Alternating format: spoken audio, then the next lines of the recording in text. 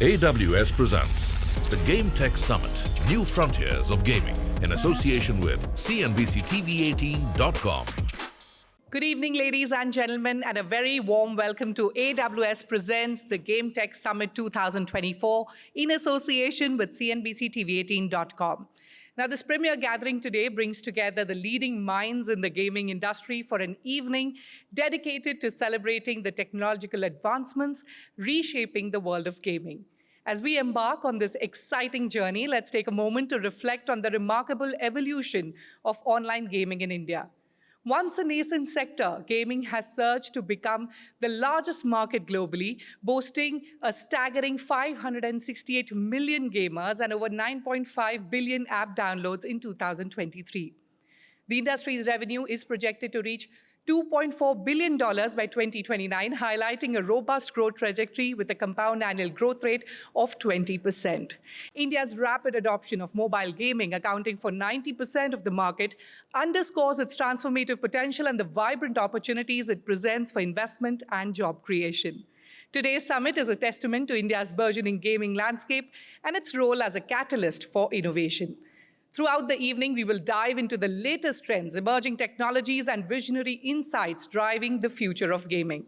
But before we get on with the evening, a quick announcement. In the pre-function area, we have multiple booths and experience stations there. We have 4 demo booths by AWS partners, CleverTap, Shellcode, TrueFan, and AWS themselves. We also have a friendly robot with whom you can play a game quiz and a gaming zone called BrainTech Pavilion, where you can play car racing game via mind controls. I hope you've experienced all of this, and if not, do catch it after the event. Please do not miss it. During this evening, in addition to our insightful discussions, we have some very interesting presentations and tech talks lined up for you, focusing on specially curated topics that will offer deeper insights into the intersection of gaming and technology.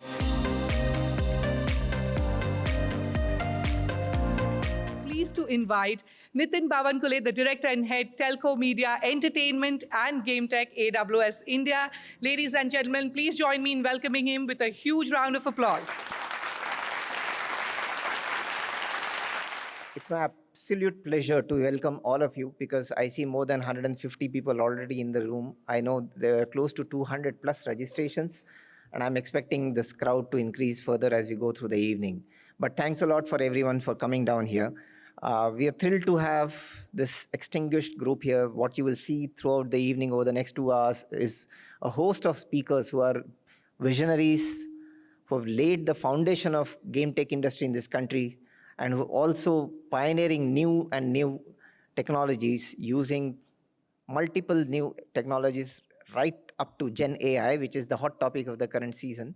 When we see all these new trends coming up, it's very interesting to see how game tech as an industry, which literally did not exist 10 years back in this country, has become one of the largest industry and the fastest growing industry in this digital age in this country. Just to give you a fair bit of idea, I know Shruti also talked about it, but just to give you an idea, exactly in 2011, there were less than 20 million gamers in this country. I remember I used to work for Dell Computers, and the only players who used to play games, digital games, who used to buy those heavy, high, big laptops or big desktops. I don't even remember the brand names of those laptops or desktops, but those were the basic minimum requirements of playing a game.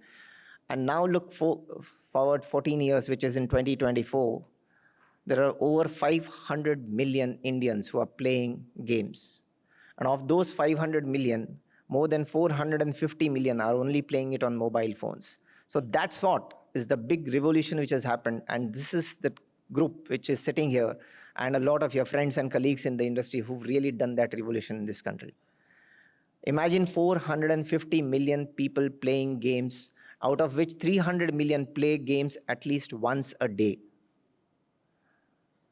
It's unbelievable. It's more than the number of people who really watch anything on television throughout the day. The number of people who watch TV in a day is just about 150 million. Except for days when India plays Pakistan. That's a very different day. But on a regular day, there are not more than 150 million people watching TV in the country. And on average, there are more than 300 million people playing games. So that's the revolution which I'm talking about. And that's why we've come here, because that's the big change which has happened in this country, which has spurned this industry to such heights.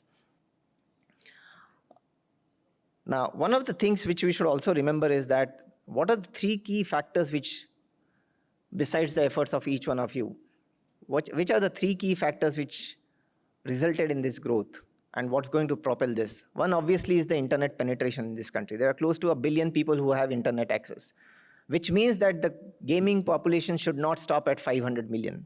It should go up to 1 billion. So imagine 1 billion gamers. I'm sure 3 years down the line, if there are 1 billion gamers in this country, the number of people who will be attending this conference will be maybe 3x of this. And Neha, you will have to arrange for a room which is far more bigger than this. So that's the scale at which this industry can further grow. So we've grown primarily because of the internet penetration which has happened. The second thing is obviously mobile phone. There are more than 750 million people who use smartphones. Now, once again, that's a number which is higher than the number of people who play games, which means, once again, we have an opportunity to grow even there. Literally everyone who owns a smartphone should be playing a game. Now, the question is, whether the current games satisfy to the requirements of all the 750 million users, maybe not. So that's where the next frontier is. Can you evolve games which are far more in-depth, far more suitable for the audience who's currently not playing games? So that's the second thing. And the third is obviously how the price of internet came down, which means that the people are able to go and play it unlimited. And there are players who play for games for hours and hours at a stretch. So those are the three factors which literally drove the growth of this. Shruti also talked about this 28% to 30% CAGR. It is forecasted that this growth will continue at least for 5 more years in the game tech industry. So once again, looking towards this room to grow that industry at that rate and maybe touch not $2.5 billion, but maybe $5-6 billion kind of revenue. Obviously, there will be some hiccups.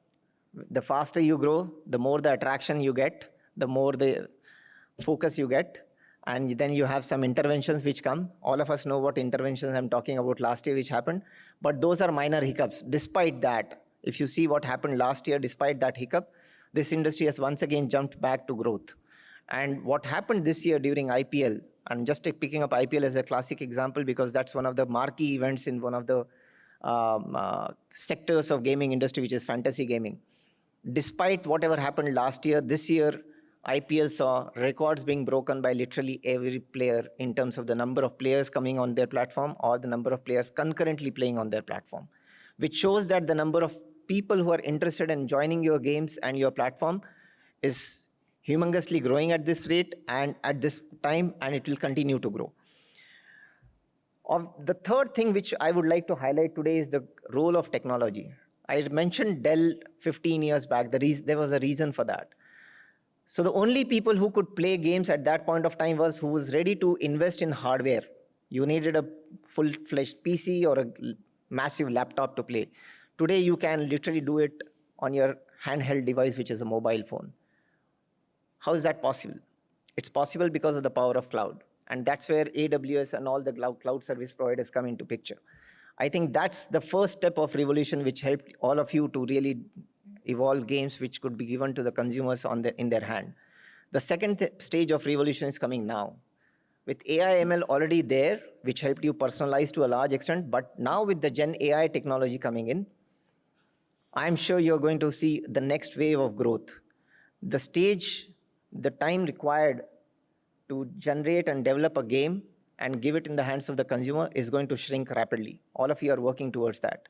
That's going to be the next accelerating path for this industry. So that's what we are expecting. And personalization was done over the last 3 to 4 years on the basis of data, machine learning, analytics. But look at the personalization or hyper-personalization which is going to happen because of Gen AI. In fact, I was in a meeting today morning with one of our customers, not necessarily from the game tech, but related to game tech. They are in the media industry who focus a lot on games. You can understand who they can be. And they were talking about personalization, which was literally an eye-opener for me and my colleague who were in that meeting. It's an eye-opener. The way they are visualizing hyper-personalization in the next 3 years in the broadcasting and media industry in sports can literally transform this industry from where it is today. We can't even imagine that scenario. So that's where it is going to be. So that's the next wave. But I will stop here. My only request to you would be, this is a session which is going to be far more engaging, far more interactive. And that depends a lot on how this audience responds. My expectation from each one of you is, please feel free to engage with the people who will be on the stage.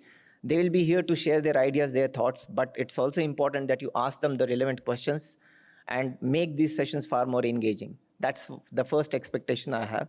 The second one is, Shruti talked about some of the booths which we have from our partners like Shellcode. Do go there, find what are the new solutions which we have, which they have to offer along with AWS. They are far more interesting, and I'm sure you will find it engaging, and hopefully something can come out and some collaborations can work out of that. So looking forward to a very, very engaging session in the next part of the evening. But thank you once again for joining, as I said, and hoping to meet you on the other side. Thank you.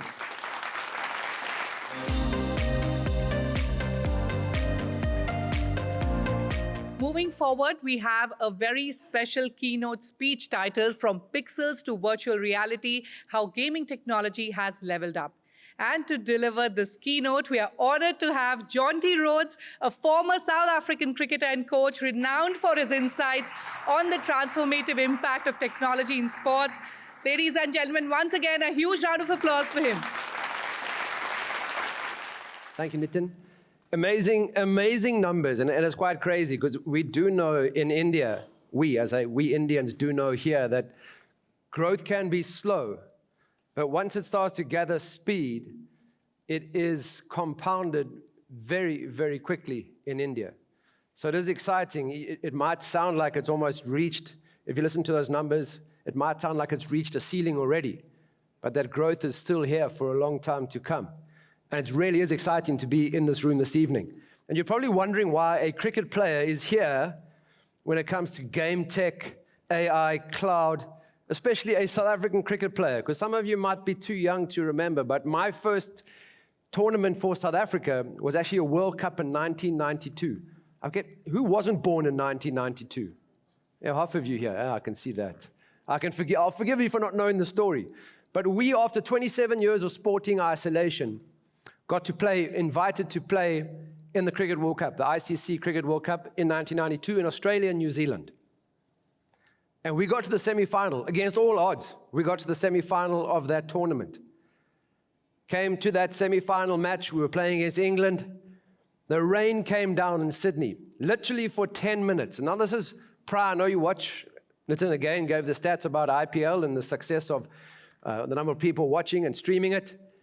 But back then, in 1992, it was a case of, all right, so you lose 10 minutes, you come off the field, and how they would deduct it or work out the run rate was they would just take the overs away that you lost the time. 5 runs and over, 5 minutes per over.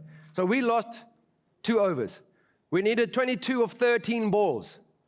Brian McMillan, David Richardson, our 2 experienced players. We had limited experience at that stage. 2 of our senior players were at the crease.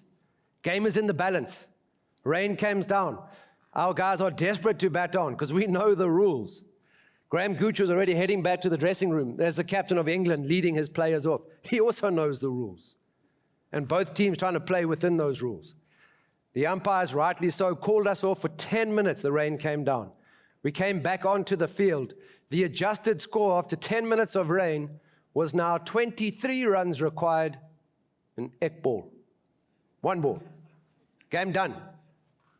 Brian McMillan walked out, just blocked that last ball, trundled through for a single, and we lost the semi-final by 22 runs. An incredible tournament. 2003, South Africa hosted the World Cup, not for very long. India are terrible hosts. They host it and they take the World Cup as well. It's not on. You bring in the people, the tourists, you bring them in, take the cup and go. But no, South Africa, we said, you guys carry on, we'll just host you. We'll watch from the side. I'd broken my finger, I'd just retired. I'd indicated it was my last games for South Africa. Broken my finger in the second match. So I watched rain fall, coming down, not even a semi-final, the first round of the tournament. We hadn't even got to the second stage yet. We needed 2 points to beat Sri Lanka. They needed a point to go through to the Super 8s, which had been introduced.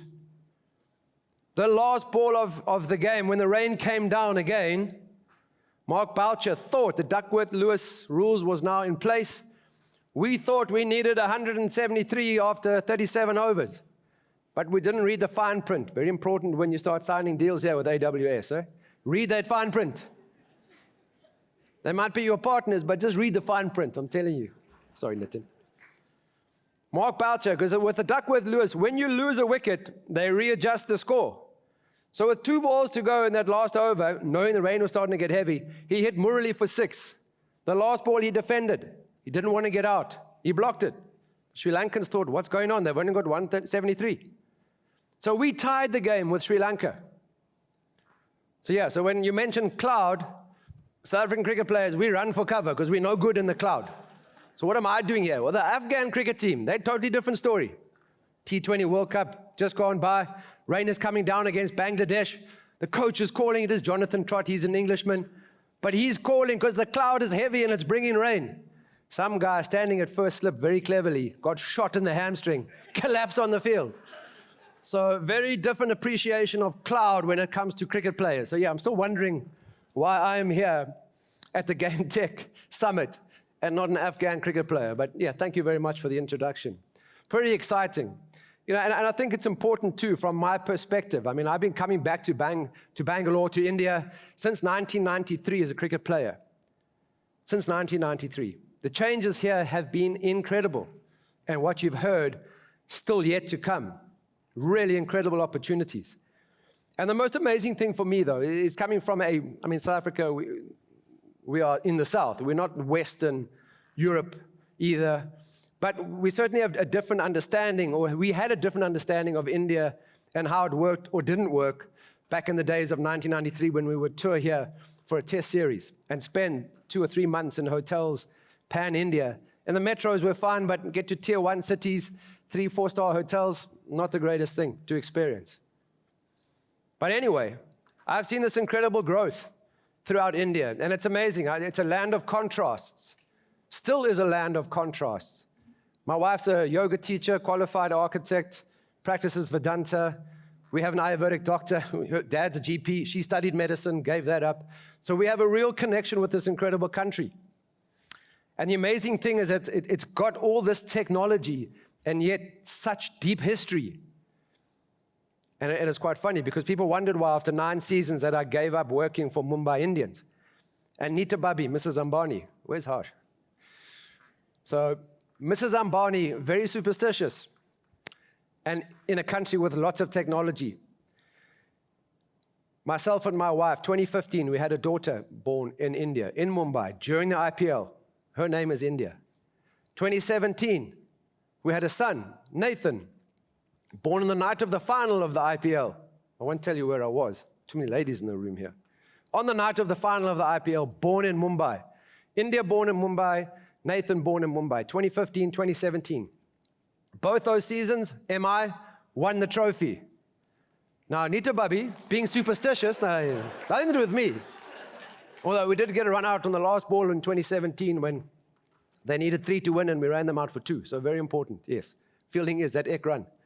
But Nita Babi, she came to me after that and just went, being the superstitious lady that she is and very cultural in India, and an amazing Babi as a part of the team. And she went, Jonty, we'd like to sign you up again for another 3-year extension of your contract, but we want to know, 2015 you had a baby, we won the trophy. 2017 you had a baby, we won the trophy. How many more babies can your wife have? And she went, time out, no more babies. So that's why I had to quit Mumbai Indians and move on elsewhere. But one of the massive lessons that I certainly learned on the cricket field is about change. And you're here because of the change. I mean, these jobs and these businesses weren't even around, as Nitin said, 14 years ago. So the growth has been incredible. And it's going to happen again. So change I've seen on and off the field. Part of a cricket structure. Teams, coaches, captains, the way that they play the game, how innovative they are. And what we've found as a cricket team and as players and as coaches is that there are 3 ways to handle change. One is you turn your back and say, That's not for us. We don't do things this way. The second way is to go, man, that's a great idea. Let's do that. The third way is to be innovative and be the changers in the game. Because if you go embrace change, you're only just keeping up with the innovator. And they've probably moved on to the next level anyway. So everyone thinks that the IPL T20 changed the way cricket is played. But from my perspective as a player and a coach, 1996 Cricket World Cup. Was anybody born then, that year? So is it irrelevant? 1996. Can anybody remember who won the 1996 Cricket World Cup? Sri Lanka, thank you. And you know why they won the tournament? That nothing to do with that, ma'am. I know 5 runs on the helmet, we all have those things. They changed the way cricket was played. They sent out Sanat, they sent out Kalu. 2 of the smallest guys in world cricket. I'm not very tall, that's why I can't stand behind the box. But these guys were like, yeah, for me. They were given instruction. If you see the ball, hit it. Doesn't matter if you're aiming over mid-off and it's a thick outside edge for 6 over third man, no problem. Don't worry about what it looks like. We just want boundaries. Because the rest of the teams had the same opening batters in test matches as in 50 over in the World Cup. Because there was no power play. There was no super overs and things like that. Everyone was building a platform at the start of the innings. Sri Lankan said, but we did that in 1992. We came last, or second last, ahead of Zimbabwe. So if we do that 4 years later and expect a different result, how stupid are we? So instead of like everybody else saying first 15 overs, we are going to go at 3.5 maybe, so 45 to 55 runs, but wicket only, 1 wicket. Lay the foundation. Then you've got guys like Jonty Rhodes in the middle, Hansie Cronje. Hit the ball in the gaps, run, no risk. Thin bats, like hockey sticks, up as a hockey player. And just be busy, because the last 10 overs you want wickets in hand. Because then you can be aggressive and score as many runs as possible, unless you play in Pakistan and they've been busy with the ball. Don't record that, this is not going anywhere. They've been, yeah, you know what I mean. So reverse swing, you can't hit the ball anyway. You're only going at 4s and 5s, because we've never seen reverse swing before. So the Sri Lankans went, no, we want 75 to 85 runs. If we lose 3 wickets, that's fine. We've got Aravinda, their Jonties and their Hansies. Aravinda and Arjuna walking between the wickets. But they had players that could build and lay that and carry on and play sensible cricket and just get off strike. And then they had the power at the back. So suddenly the rest of us were looking for pinch hitters. Remember the word of a pinch hitter? Now your opening batters in the power play have license to just go for it. Whereas then we were looking, we had Pat Simcox, tall off-spin bowler, hit the ball a long way, but no consistency. And on his own, not successful. So the key there for me was the way that the Sri Lankans changed the game. The rest of us thought this was a great idea, let's do it. But we were too late. So the key there is that they used the same technology. They didn't change the technology. They didn't use something that none of us had. Because often innovation is not some message from on high that only you receive. Sometimes innovation is just changing your perspective. The same issue that you're having, just looking at it from a slightly different angle. The same issue that you're dealing with, whether it be in your systems, with your customers, just change your perspective. That can be innovation in itself. Because if you continually doing what other people embrace change, as I said, by the time you get up to that level, the innovators moved on. And yes, it's scary. That freedom to fail is very important, and in a startup it's not that easy. We know that. But there are going to be mistakes. Lytton rightly said. But this is why there's a team. This is why you're in this environment. You don't have to go on your own. Okay, those 2 Sri Lankan cricket players, they had the support of the captain and the coaches and the management. Because imagine if they'd failed after 3 matches and they said, oh no, it's not working, you guys get dropped. It would have destroyed them as a team and as young players. They then went on and dominated cricket for the next 3-4 years. Their brand of cricket. The rest of us trying to play it. So really important. That freedom to fail that they sent them out with was important. As important as their innovation. Because now these 2 youngsters went out not thinking, if I get out, I won't be around. Okay, so be brave. It's going to be scary at times. But a team environment, you might not seem like you're in a team, but you're here for a reason. Okay, there are people with expertise around to offer that team support. Okay, because I had a mantra when I was fielding as a player, and I ask my players the same now that I'm coaching in the IPL and T20 cricket. And that mantra was, if you don't go, you'll never know.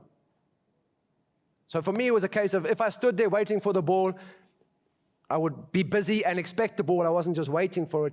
And the ball went past, and I didn't dive for it, I would be upset. And if my teammates did the same, or if my players now in the IPL, they say, well, but Jonty, I would never have reached it. I say, well, how do you know? Because if you don't go, you'll never know. All right, so we all like to do things that we're good at and we're comfortable with. Because it can be quite scary putting our egos on the line, setting ourselves up for failure. But if you don't get out of that comfort zone, people are going to move past you very, very quickly. I mean, I've now joined the startup ecosystem, Swedish company. I lived in Sweden for 2 years, back now in South Africa and in Goa for 6 months of the year. Kids are at school, wife and I are based there. And we're starting a corporate wellness company, but specializing in challenges, corporate, because you need engagement. And the Swedes just send off, it's a website, the Swedes just send it off the content and the Swedes get on with it. But I said, in India, you can't copy-paste Sweden to India. Slightly different, like slightly different. You've got to gamify it. So we bring in cricket, making it a game. Because as Nitin rightly said, people are on their phones all the time. So do something that you enjoy, but you can get health benefits at the same time, is something that I'm now going into. And it's a scary place to be. But I've got support, and it's amazing. It's exciting, because I want to be a part of this journey that you're all going on to. So thank you for having me here today. I really do appreciate it. And I know that there's lots of lessons, and hopefully 1 or 2 things that I have just said this evening has resonated with you in your businesses and where you go from here, where you decide to go from here, because it's up to you. Thank you.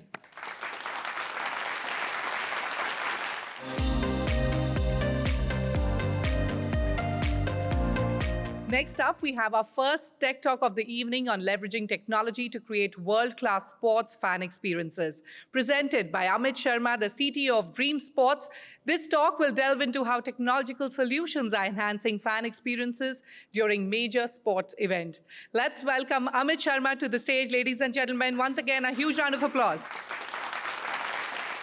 So my name is Amit Sharma. I'm CTO of Dream Sports. Most of you probably know the brand Dream 11 more than the others that we do, but we do a lot of other things as well. And today, I have around 15 minutes to talk about how we leverage tech to create world-class sports fan experiences. I'm assuming hopefully a lot of you are sports fans here as well. So let's proceed. Quickly, I think before we get into the nitty-gritties of what we do today, I think how did we all start? I think I just spoke to something that he was telling a lot of people in the audience here are like, from startups trying to build products. And so I think Dream 11 was at this stage like more than 10 years ago. I think it all started with Harsh Jain and Bhavit said, I'll talk about them in the next slide. They're the founders. They found that there was 1 billion Indian sports fans back in the day who were watching cricket, watching it intently, but they had absolutely no way to actively engage with cricket and other sports at that point of time. And so they were, IPL was just starting back in the day, and then the cricket phenomenon was only getting bigger and bigger. So both Harsh and Bhavit were playing fantasy Premier League on for the EPL, and they wanted something similar for IPL. Like, how do I play fantasy sports for IPL? It seemed like a very obvious product to be out there. And they actually looked everywhere and they were very surprised. So that's where the idea became like, okay, you know what? There are so many sports fans in this country who want to like engage with the sports a lot more, do a lot of things. Why don't we build a product for them? That was the thinking. And then they started Dream 11 back in that time. And so the objective was that at Dream Sports, we solve user problems with technology. So it's user problems where the user is a fan, a sports fan. So we identify that what are the problems that a sports fan faces today, and how can we use emerging and disruptive tech, and not over-engineering, but finding the right tech for solving the problem that a sports fan is facing to get deeply engaged with the sport, not just with cricket, not just with tier 1 cricket of like Indian cricket or IPL, but the depth of all the tier cricket, be it domestic, international, domestic, women's cricket, as well as why limit to cricket? Why don't we actually get into, there are a lot of sports fans in this country that smaller user base that we would like. I think we want, and we think it's growing and we want it to grow, but across other sports as well, be it football, be it kabaddi, be it hockey, other sports as well. So we wanted to build technology solutions for all sports fans. At the same time, we also wanted to use technology to help at the grassroots levels for all the sports. So our objective is to see in whatever way we can contribute to improve that and make India the sports powerhouse in the future. So I'll cover a lot of these things, but one statistics I wanted to share was today there are 500 million Indian online sports fans in 2022, expected to be 700 million by 2027. So this is our target market that we are actually, aiming to actually build products for. How? By creating a sports tech ecosystem. This is that ecosystem as it exists today.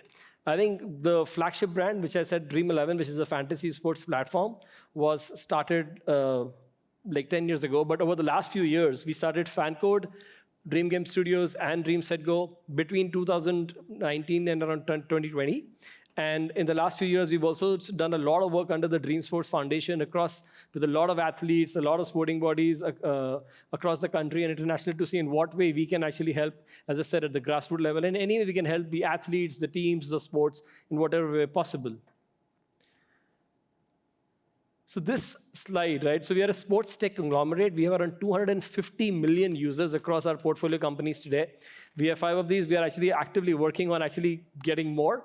And I'll go back to what we said, right? The objective was make sports better by solving a problem for the sports fans. So each of these does that. So Dream11 provides a fantasy sports platform. When you're watching a game and you want to engage with that game a little bit more, you create a team of the players of your choice, and you start playing, and the game just suddenly becomes a lot more interesting. It doesn't matter if your team is winning or losing, it's more about how your players are doing. So it's a very different dimension of how you actually enjoy the game.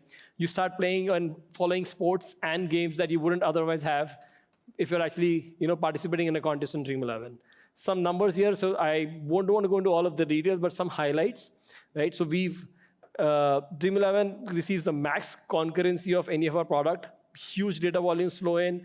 Due to the nature of fantasy sports, a lot of users come in to flock to our platform 30 minutes before a game and to create the teams to join the contest. So last IPL, we again created almost like a world record of sorts, 15 million user concurrency that we had on our platform that we served on day 1 of IPL.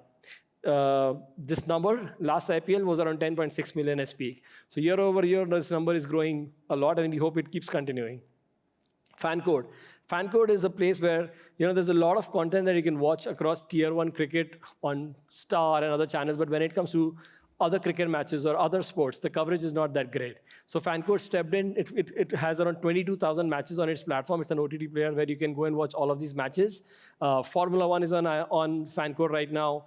And a lot of matches that wouldn't get like mainstream viewing, FanCode gives it to those niche users who actually want it. They also provide FC Shop, which is a place where you can go and buy merchandise for the teams and the players that you like. Dream Set Go is an offering that actually gives you curated packages to go and watch the team of your choice and have that experience across the globe. Meet and greet the players, spend some time on the stadiums, curated packages exactly for the teams that you love and you want to go and watch. And Dream Game Studios, our in-house gaming studio. So, cricket being such a popular game, even today, there is no single cricket game out there which can beat at the quality of the FIFA, for example, that has been for years. So we want to create a AAA mobile game. We launched Dream Cricket. I'll show you some snippets of it at the end. A Dream Cricket we launched. We are already not, this actually slide is still, we have 5 million users already on this. And we hope our vision is to create best quality with high graphics, FIFA quality cricket game for mobile phones for the Indian market. And under Dream Sports Foundation, we supported 250 athletes across 10 sports. All of them are doing very well. Some of them are actually at the Olympics today, also, this time also, so we hope all the best to them. So we're very excited about this initiative as well. So we're trying to do a lot. And But behind all of this, for each of these, there's a lot of technology that goes into the picture. So in technology, right, it doesn't have to be just big data and AI, ML. It also depends on the engineering excellence that you actually need to build products like these. So the moment you get into millions and millions of users, and I'm hoping some of the startups here that you are, once your product, you find product market fit and you start scaling, you'll hit that scale, especially in a large market like India. You need large-scale distributed systems experience and expertise to be able to build products with a user experience that the people expect, and at the same time give them a safe environment to actually play on your platform, to make sure there is no fraud happening, especially when it comes to products where there is any kind of money involved or anything else. We will also have to worry about efficiency. I think we took a very bold bet around a couple of years ago where we actually went single platform for both our mobile platforms, for Android as well as iOS. We went RN all the way. That's worked out very well for us, gives us a lot of speed. We can only build good user products if we understand the needs of the users well. It's one thing to say, I want to solve the problems that a sports fan uses, but we need to have very deep insights and understanding, develop that user intelligence. So we've done a lot of data. We're constantly working on getting insights of those users. We've actually set up a AI innovation center in New York, along with Columbia University, just to focus on AI, just to go do a deep research and understanding into our data and figure out what is the future of sports tech, what are the products that we can build looking into the future. Our entire data platform is in-house. I think at our scale, we were running at a place where we leverage a lot of technologies, open source, as well as managed services and cloud platforms, et cetera. But at the same time, at our scale, it's very difficult for us to find any one solution that just fits very well for the problems that we have. So our data platform is in-house. We are migrating our ML platform also in-house right now. So a lot of work that goes behind the scenes. We partner with the best. I think AWS is writing, a lot of them are right here. I think I've been told to say this, but so we've been working with AWS for more than 10 years. They've been like a very good partners for us. And my association with AWS goes back to my Netflix days as well when I was in this. So I think they've been a great partner.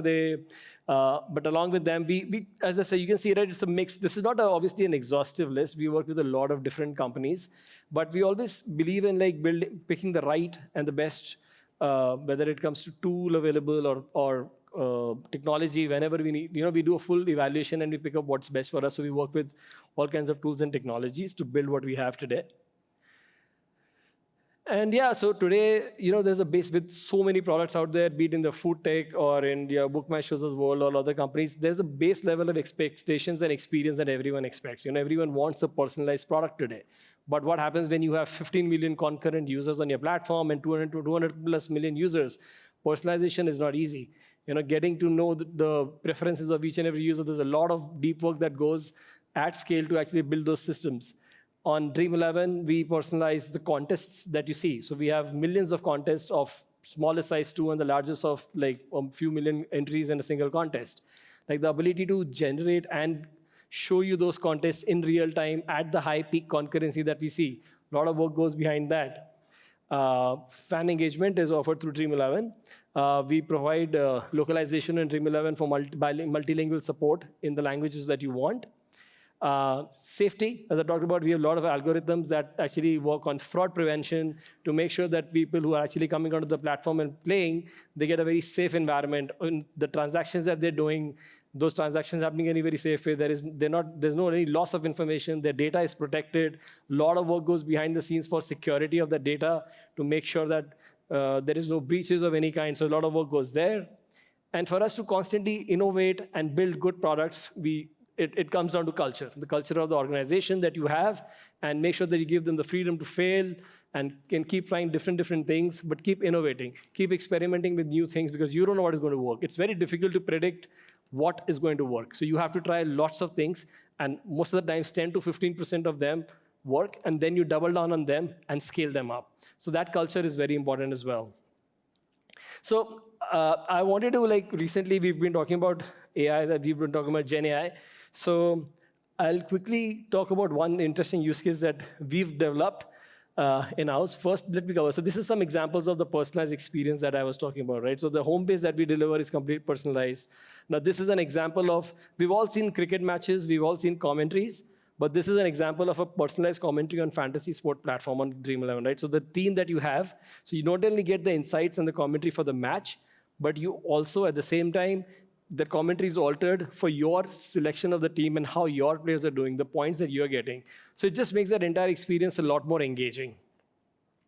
We offer social experiences. We offer insights into, on Dream 11, when you play, you want to have full trust of the platform. So we show you the winners of the various matches. We get you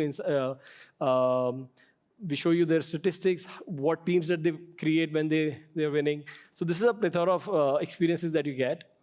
Now, the biggest problem a sports fan or a Dream 11 user faces today is like, what kind of team do I create? So we create all kinds of tools. We have some AI-powered solutions with projected points, where we tell you the projected points that we believe that a player is going to score in a game. But we're constantly thinking of making your life easier to create a team. So we recently launched a product called as AI Coach.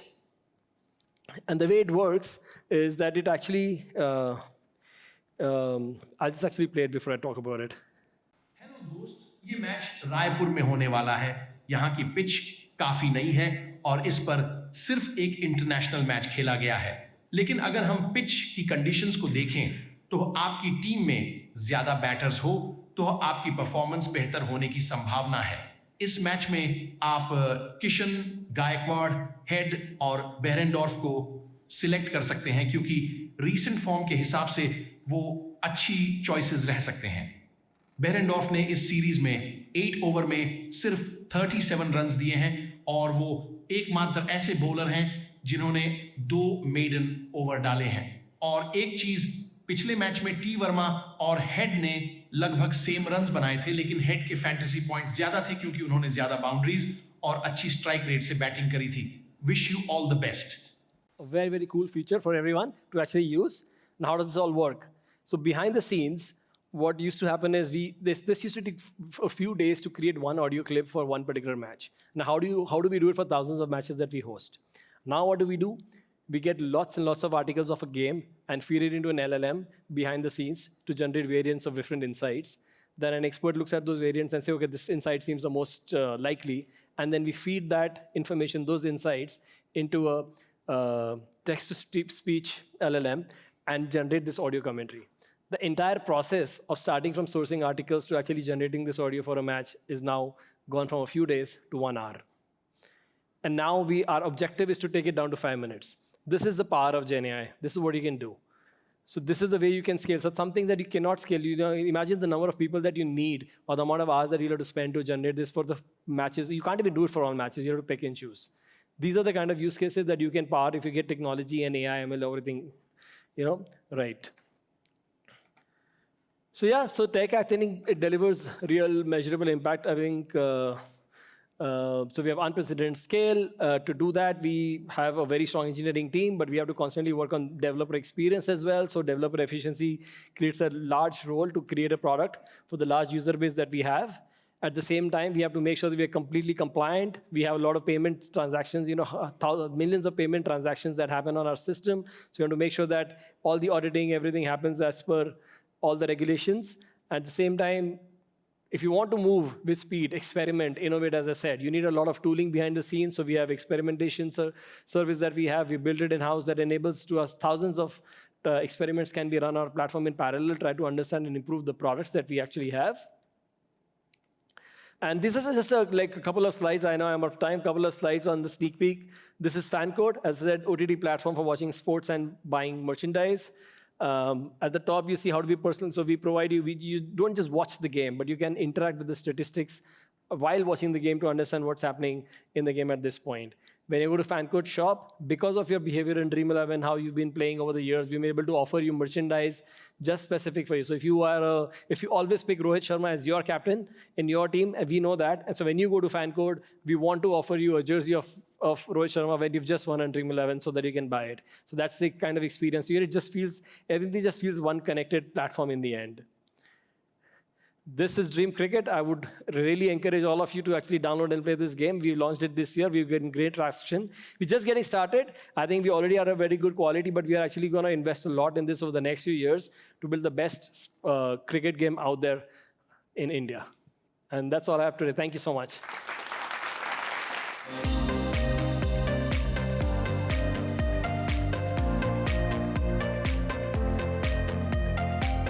Moving on, ladies and gentlemen, to our first panel discussion of the evening titled Women in Game Tech, Leading the Gaming Arena.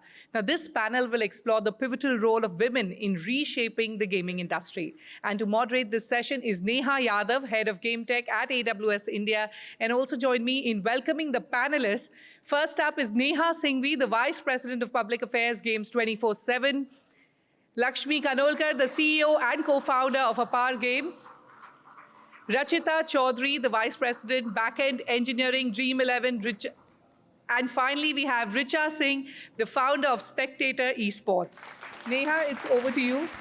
Good evening, everyone. Thanks for braving the traffic and rains today. And thanks for joining us. This is the first Game Tech convention that we are doing in India with AWS. I'm honored to be joined by 4 stellar personalities on stage. Rachita Chaudhary, Lakshmi Kanolkar, Neha Singhvi, and Richa Singh. Welcome to all of you. I had a chance to catch up with these ladies off stage, and I think the kind of stories I heard, it's really inspiring to see the work that you've done as business leaders, founders, and tech leaders. Today, for our audience, what we would want to know about is your journey, the innovation that you and your organizations are driving, and how you've been breaking biases in tech and gaming industry. Before we start off, I would love for you to just give a quick introduction and what you've been doing and a quick career journey. 30 seconds. I'll start with you, Richa. Sure. Thank you, Neha. Thank you for having me. Thanks for your time, everyone here. I'm Richa. I'm founder of Fan Clash. The brand name is Spectator. We do game tech AI. We previously were doing B2C. Now we do B2B. It's my second startup. It's based out of Delhi. It's very nice to be here. Thank you for having me. Hello everyone, I'm Rachita Chaudhary. I'm a VP of Engineering with Dream11. I have been in this technology space for close to 17 years. And Dream11 is the world's largest fantasy sports platform, and we serve 220 million fans out there. So that's about me. Hi, I'm Lakshmi Kanolkar, and my game studio name is Apar Games. I've been into industry for almost 20 years. Well, I often do not say that statement because then audience can gauge my age, but that's okay. Yeah, I mean, we make video games, and we also, part of our company also does gamification. We offer gamification solutions for businesses to solve business problems using gamification. So that's what I do. Hi, I'm Neha Singhvi. I work with Games 24/7. Been around for 2 decades. I have seen a lot change within the industry across, and which is very, very positive. But of course, there is a lot of room to grow. And so really looking forward to this discussion when we can discuss more around it. And plus, because we are here in a Game Tech Summit, I must share, I love all word and number games. Thank you. Lakshmi, I'll start with you. You started as a graphic designer and then started Apar Games 16 years back. And you spoke about you've been in this industry for the last 20 years. How have you seen this industry evolve? What are the trends that you've seen? And what are the trends that you see for next 20 years that will dominate this industry? Sure. So, yeah, it's a long it's a long journey. So how so the games earlier, I don't know if you remember, we used to play games on smartphones. Sorry, not smartphones, it's called feature phones, where you would play snakes. Most of you guys might have played snakes, but at that time, we were actually making games using just 1 pixel. And today, we are using Gen AI. So technologically, also, we have gone, we have evolved. Earlier, people used to play on those feature phones. Then with the smartphones, people started, mostly I would talk from an India perspective, we started playing the games which were known to us, like Ludo or Teen Patti, and the games that you were playing in your, offline that you started playing.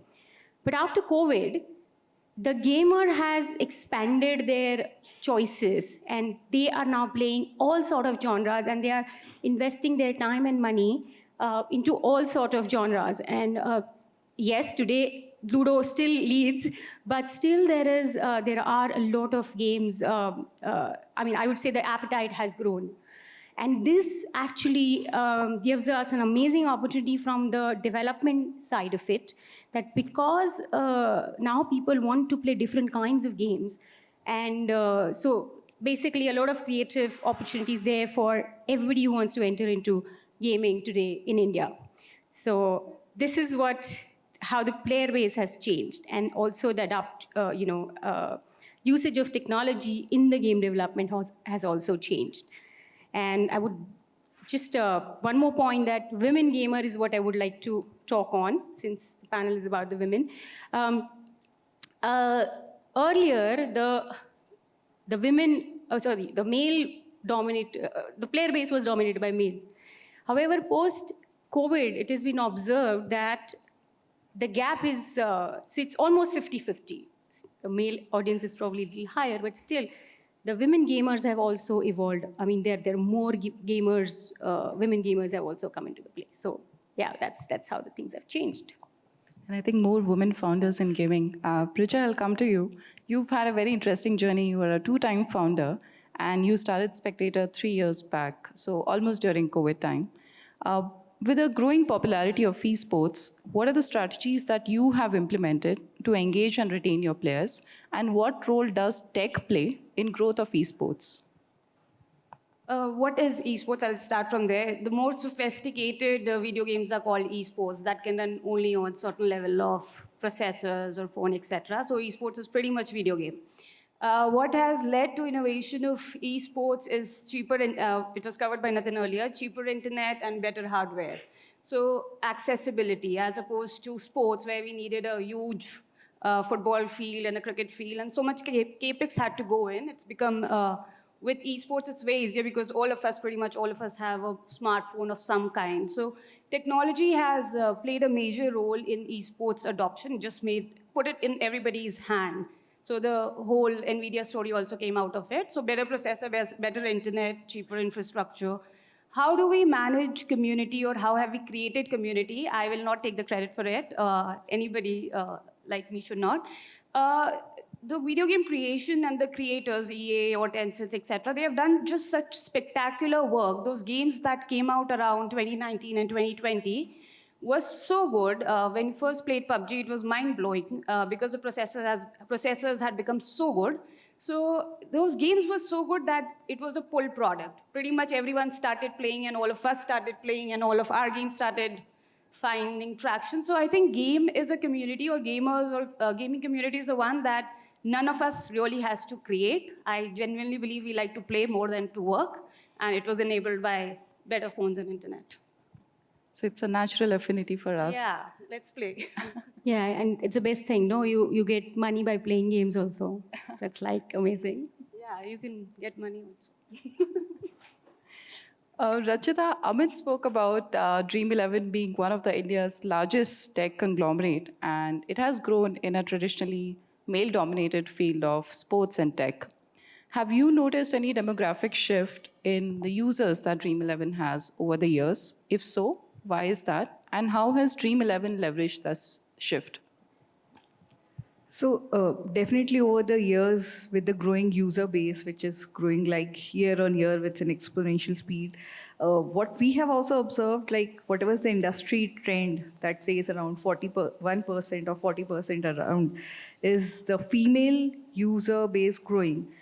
Same is the trend on Dream11, or rather larger for us. Like if we see, we have a 80% year-on-year growth in the fan base of the female users.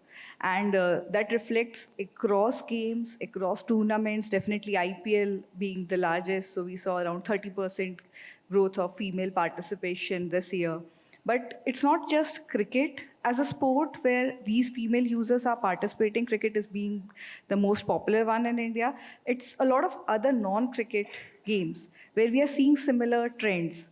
So the reason for and if we compare the data over last 2 or 3 years, this is like more than 70% growth of the user participation of the female users. And why it's growing. It's not just all of a sudden like there are lots more like females have become interested. It's a lot of other factors where there are leagues which are female oriented, like Women Premier League, and Dream 11 has partnered with that. These kind of things give that exposure or awareness. And then there are definitely superheroes, which were earlier primarily male sports player, but now we have females represented very well and getting the right popularity, and female users being aware of them. They have someone to look up to, someone to follow, and someone to play for, and that's why this participation is increasing.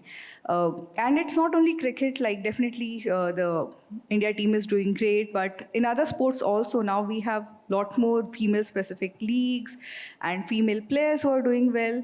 And in fact, if we see from Dream Sports Foundation, what Amit talked about, a lot of our female players of the Dream Sports Foundation are doing pretty good in like the recent Olympics. So you follow them, you watch them, and then you come and play fantasy for your players. So that's how the trends are reflecting. And Dream 11 is definitely leveraging with a lot of these partnerships, as well as on the product, like we have a lot of like simplified user journeys catering to these female users so that they also get to experience the platform in the best possible way. They are equal fans for us. I think you spoke about women sports person, and I was reminded of Women Premier League, RCB winning. I think that was a big deal for all of us. I think very staggering stats that you spoke about. The perception is that this is a male-dominated industry, while if you look at some of the recent reports, Lumika also said 41% of the gamers are women. Neha, coming to you, how do you think companies can support and leverage this shift in demographics within the gaming industry? Lomikai report, Lakshmi, Rachita, they all basically point to one thing: rise in women gamers. I think it's a very significant and positive development. And, you know, this whole shifting of the stereotype of the majority of gamers being young men now being a thing of the past also sort of opens up doors for bringing in a lot more women in the fold who could actually create and develop gameplay styles that basically cater to the broad audience, which includes women today. I also feel the industry owes it to itself to create safe and respectful online gaming spaces, you know, by fostering inclusive online gaming communities. That's something that we must work towards. Thirdly, I feel that, you know, encourage and support a lot of women who are pursuing their careers in game development or design or other such roles, you know, whether it's about offering mentorship, internship, or just ensuring that, you know, we have very inclusive hiring policies. And last but not the least, you know, what we call in our parlance at Games 24/7 user centricity, being ahead of the trend, knowing before the users about their need before they realize it, ensuring that we know their preferences well and are being able to translate that into hyper-personalized experiences. I think, you know, these are the ways that the industry can definitely leverage this new phenomenon. I think staying ahead of the trend, John T spoke about it, that you innovate, not be a follower of what the innovation is being done for. And just to add to that, like diverse user base, you need to have the diverse talent to build for them. So that's also a big driver, that you need to have the developers who understand this persona and build for them. Absolutely. I think with this change in demographic and the user base that you have, that's also driving a significant shift in how the organization and gaming startups are built today, how the leadership is built, how you are building the tech team. Lakshmi, you have users across multiple geographies. You have games that are played across multiple geographies. How do you adapt your platform and offerings to meet the needs of this diverse user group, which is not just gender diverse, but also geographically diverse? Sure, yeah. So we predominantly develop puzzle games, which are being played across different territories. And what happens is that I'll give you one example, is difficulty curve, right? A puzzle for one person might be simple. It's the same puzzle, but for the other, it may not be. And that difficulty curve is something that actually makes you stick to the game or leave the game. So it's either frustratingly amazing or it is too frustrating for me to go. And it's a very difficult thing to actually identify. And for such things, we have to have some sort of course, understanding at the back end what is happening, and then on the fly, being able to alter the puzzle to such that we may not lose this user, because we operate, it's a video game, right? And it's a free-to-play game, and people buy in-game goods to just keep playing. It's just, so they spend money to just have entertainment and nothing more than that. It becomes very important for every user to be engaged and retained with us. And technology, so such kind of things at the server level happening, and being able to personalize what everyone is talking about. Amit also talked about earlier about personalized experience. That is the key in this today's the audience, which, what do you call that? The attention span is decreasing. So catching that, it's actually down to 3 seconds now. Whenever we show an ad, we say, okay, 3 seconds, first 3 seconds has to be exciting. So it's like that bad situation. So personalization is the key, and that's what we have to do and we use technology to do that. Rachita, Dream Sports, Amit spoke about it earlier again, that you're solving user problems with tech and constantly innovating. How is Dream 11 using its diverse tech team to drive this innovation? And how do you foster a culture that encourages your female employees to contribute to this success? So if we look at it, for us, culture you talk about is the key. And it's very important. And we have certain core values that drive it. We call them DOPUT: data obsession, ownership, perseverance, user first, and transparency.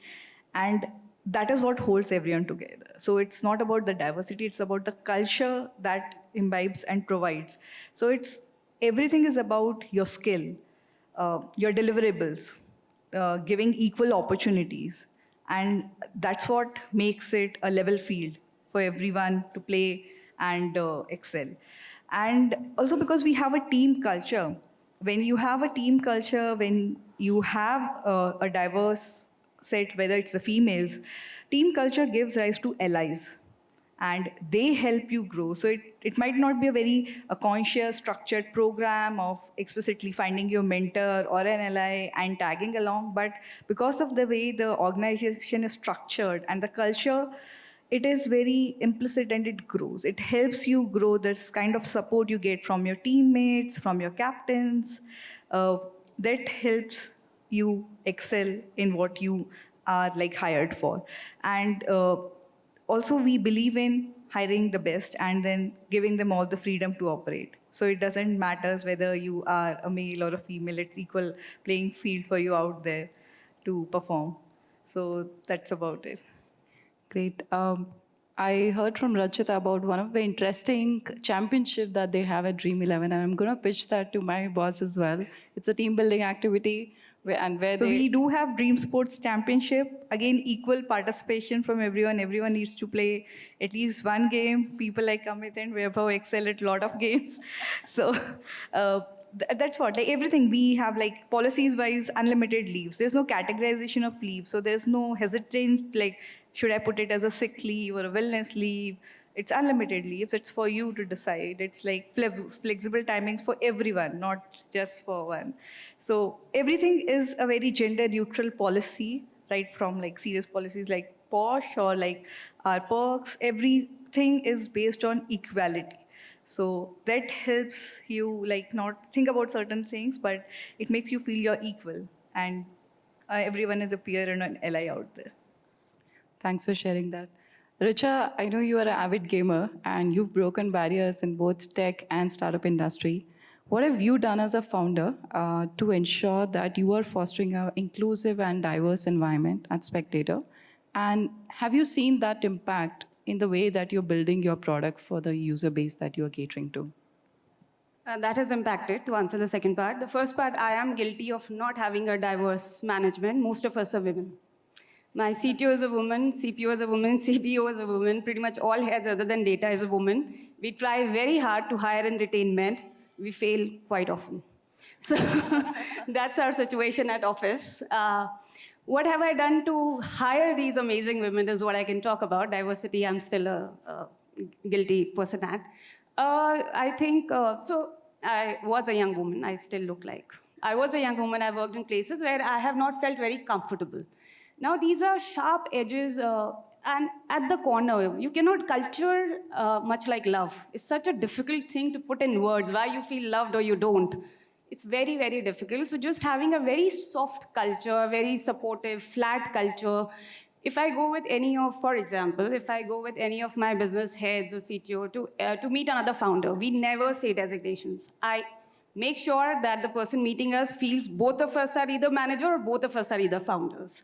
So we try to keep it very, very flat, very love first, support first. For example, if Shifa comes to me, she is my business head, spectacular woman, whoever meets her, whenever. If she comes to me and says that, okay, this is what I want, what are your thoughts? And if I want to say no, I say, I trust your thought. So you decide for yourself. So I try to keep a very soft, feather light management style. And I think for women to grow, it's very, very important. I would have continued being a banker or a consultant if I had a work culture like that. So I just try to provide what I thought was missing. And I think I did very well in academics. I went to IITIM and stuff like that. And all that because I had a very soft, nice culture at college with friends, with families. When I hit the workplace, it was harsh for me. I am sensitive. So I tried to keep a softer culture for women and provide what I didn't find, which did good things to me. I became an entrepreneur, raised a lot of money. I get to sit here, give gyan. That's very good. But yeah, that's how I try to build my team. Just be loving and nice. Actually, you wanted to add? Yeah, I was about to say that actually I never experienced any such thing. You know, I had fantastic colleagues all my life. Before starting my company, I worked at multiple gaming studios where I was one person and 50 men, and I never felt like I was not been given, I don't know, I mean, whatever the problems usually I hear, I somehow did not get it. I don't know why, but that's how it is. And that actually made me, so for us, whenever I would hire, I always look at if the skill matches. We don't even look at the gender because for us, it's more of an attitude that matters and your skill set matters. That's about it. So yeah, maybe I'm probably lucky. I think that's the same culture thing that Rachita spoke about. Neha, coming to you, we spoke about how demographics are changing in both the user base and the workforce as well. How has Play Games contributed to this growth? And what are the strategies that are in place to further encourage this and increase this representation in the workforce? So I'll also go back a little bit on the culture here before I get into exactly what we do. Yes, women form a sizable part of our workforce. But I think for us, it's never been like, looking at talent, say, we want so much percentage here and so much percentage there. But it's about creating a space where everyone is free to express themselves. What we've done is we've created a culture where we left different perspectives come in, different perspectives which come through different experiences and are supported by data. Going back to our operating ethos, which is science of gaming, it drives us to objectively look at every point of view which is on the table there. And we don't have like a zero-sum game situation here. It's not like one person's win will be another person's loss or failure. And so what it has done is created a space where there are different perspectives that come together. And, when you let all of these thrive together, what you've built is a team which is not really great in navigating through tough and challenging situations, but they also succeed beautifully together. For women specifically, like I said, I think the overall culture, something that Rachita mentioned, you spoke of, is very, very important, but specifically for women, because we also realize the fact that there is a need to create safe spaces, right? There's a need to create a progressive system where women feel that they are heard, that their needs will be taken care of, their interests will be taken care of. So we've got this Women in Tech core group, which ensures that we meet regularly, very often, share challenges, experiences, offer solutions. And the good part is this is very, very honest and real. There is the very practical solutions. So there is no disenchantment at the end of it. There is no lip service, really. There's something that you can really learn from. We, of course, have some of the best maternity policies and other policies that exist in the ecosystem right now.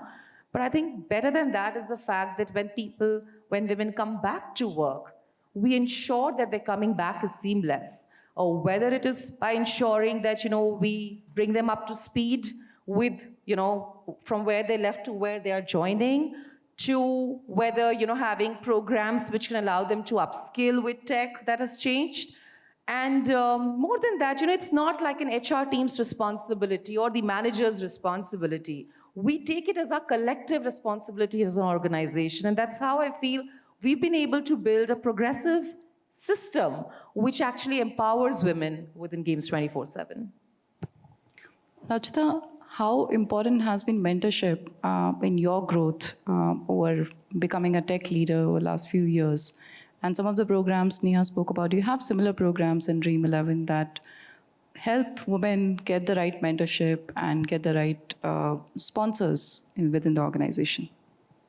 See, programs like what Neha also talked about definitely help, because everyone has a different journey, and it's like years of systemic conditioning. Like, times have changed, they are changing, but it will take still longer.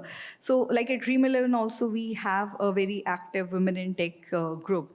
And the objectives are very clear. They are for collective learning and fostering that relationship, because this is the first network that these young women are forming. They don't understand the importance of a network. So that kind of mentorship, or we have like how to communicate, because the skills are there. They are into the system. They have their captains working with them on their career growth. But a lot of these interpersonal skills, a lot of these softer aspects of how to have the right feedback mechanisms. How do you negotiate for something that you need for? How do you connect better with your peers or your reportees or your first-time captain? So a lot of these is what we talk about, apart from the tech skills that definitely. And being in a smaller group, how it helps is it's not generally helps for that mentorship aspect, definitely, because it's a group mix of leaders and like mid-level EMs and like the SD1s, SD2s. But it also gives them that safe space to ask their queries and questions which they might hesitate in a larger group. So that way it does help in growing together, building stronger bonds. And I've seen that across my journey also, like coming from a smaller city where you don't have an idol or you don't know who you aspire to be because there's no one around, a mentor can help you bridge that gap. And a lot of these programs that are being done always help bridge that gap to help you identify, okay, this is where direction you're headed.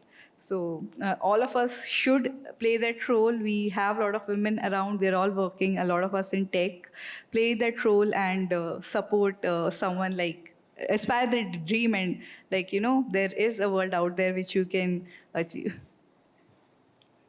Lakshmi, as a founder, what experiments have you tried to ensure that you are removing bias when you are building your teams, your leadership team?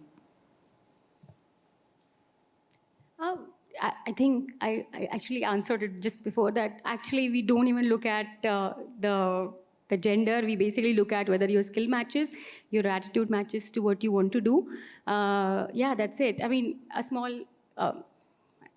well, actually, I started Apart Games because I was pregnant and I was not about... My baby had some issues and I was not supposed to travel. So that would have put me off for 2 years out of game development scene. And back then... not back then, anytime, gaming changes like this, right? So you would fall back with the technology or something.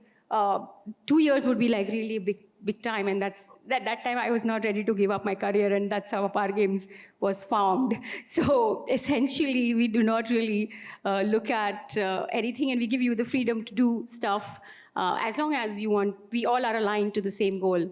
So that's what it is. Yeah, I mean, I'm not advising that whenever you're pregnant, you start your company, but I'm just saying that that's what I did.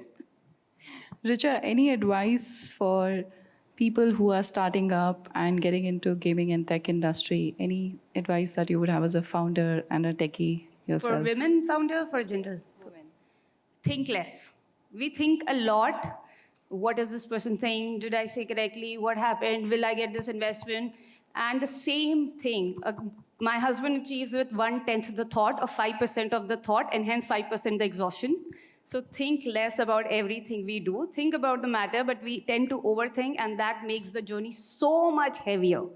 So think less about where all you're falling short. You are, in all probability, 110% of wherever your counterpart men was, with your words or action or whatever you're doing, with your input, and thinking that you are at 60%. So you're doing very well. Don't stress out. You will make it very difficult. Rest is fine. You're very, very talented. You will get whatever you want. Make it easier on yourself. Yeah, I want to add just one, and this is not just for women, for everybody. What Jonty said in the beginning, that is so true, that if you fear of the failure, you will never innovate. So just fail out there. It's all right. It's all right to fail. In fact, the mantra to success is fail fast. Neha, any closing thoughts for the audience? Well, yeah, a couple, I think, yes, those are very right, positive messages, but I'm just sort of looking back a little, and, I feel that there are a lot of subtle barriers that women do encounter, at different stages of their career, early stages, middle stages. In fact, Harvard Business Review did a study which came out a couple of years ago, and which I think holds very true even now, which talks about the 3 devils of mid-career women. And those, I feel, sort of hold true, right? And I'm talking about things like microaggression, implicit biases, and that's basically, a larger problem. It's not something which is put out there by choice, but it just sort of comes in there, right? It just sort of creeps in. Couple of things that things like unfair assumptions, things like very unhelpful attention, and I'm not sure, but I'm sure you would have, a lot of women in the mid-careers would have seen that, right? You being hyper-scrutinized. Either you're over-aggressive or you're too soft.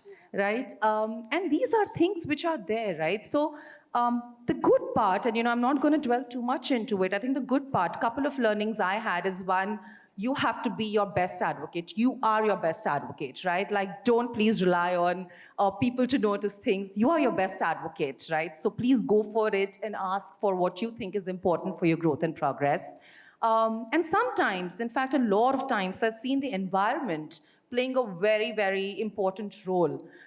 It's very important to have your own support system, or have your few people, 1 or 2, who will uplift you, right? Who will not let you go down, because it is very easy for a woman in her 20s, a confident woman in her 20s, to start doubting herself by her 30s and 40s, right? So it's very important to have a support group. If you don't have one, find those people, and when you find them, don't let them go. And to just sort of end it positively, I think there's a lot of silver lining here. There are policies, there are these groups that Rachita spoke of, right? Grace Hopper, we were just talking about those initiatives, networking groups.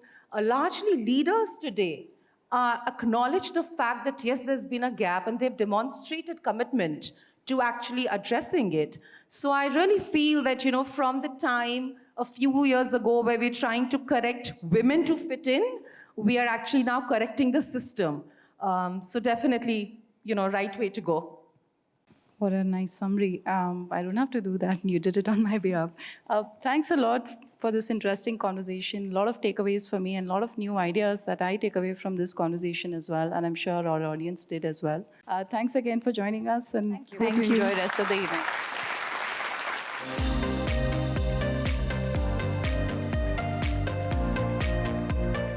let's move on to our first fireside chat. And Satinder, let me start with you. You know, cloud adoption has significantly transformed all industries. What I want to know from you is, in your opinion, cloud technology, how has it revolutionized the gaming, game development sector, the distribution, the gameplay, and what role is AWS playing in this transformation? I have a privilege of having Rajat, who runs a very successful gaming company. And we heard from Amit as well, who runs another successful gaming company. If I have to answer this question, let's work backwards from the success that Amit talked about. And I'm sure Rajat is going to share his perspective as well, just in context of numbers that Amit Sharma shared. For us to build, or for any one of you to build a very successful gaming company, first you'll start with, as Amit said, a great market fit, right? And you need to invest time and effort in doing that, doing research, looking at what others are doing. And then you think about, I've got a great idea, good market fit, good product fit.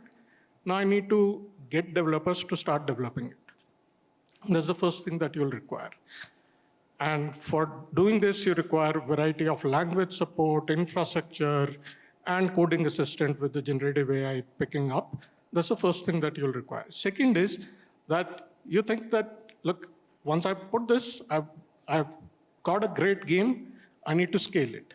And you would be thinking that I'll also reach somewhere around 15 million concurrent users.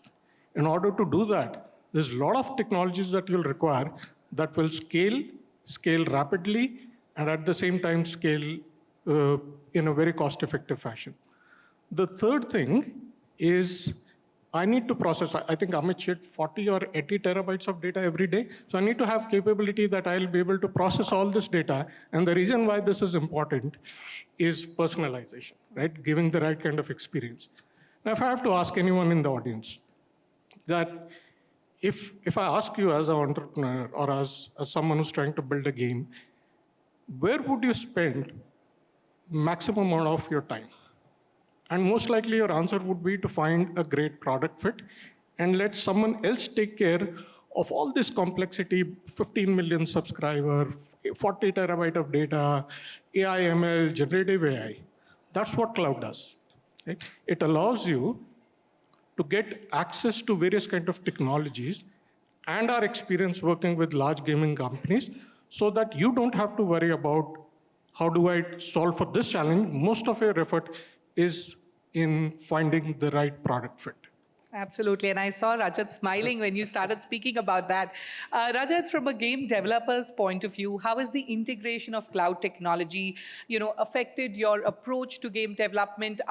Share with us some of the specific ways that cloud adoption has improved your development and distribution process. Sure. So, as our ethos of science of gaming, it's all predicated upon adoption and leveraging technology to provide best experience not only for our developers, but as an end user as well. Because at the end of the day, whatever my developers are building or the product, features, the main goal is that does it give the best engaging experience to my customer or not, or a gamer or not. Now, with that lens, if we put that lens over how cloud has helped us, I'll break it into three various aspects. The first and the foremost is that it has helped me to give the hyper-personalized experience to my user much faster. Because what it does is it enables me to run my models, deploy my models faster, not worry about a lot of boilerplate work, and focus on the core, which is like getting the best experience out there. The way our user growth has been with 100 million plus users and delivering that hyper-personalized experience, cloud has enabled me to do that.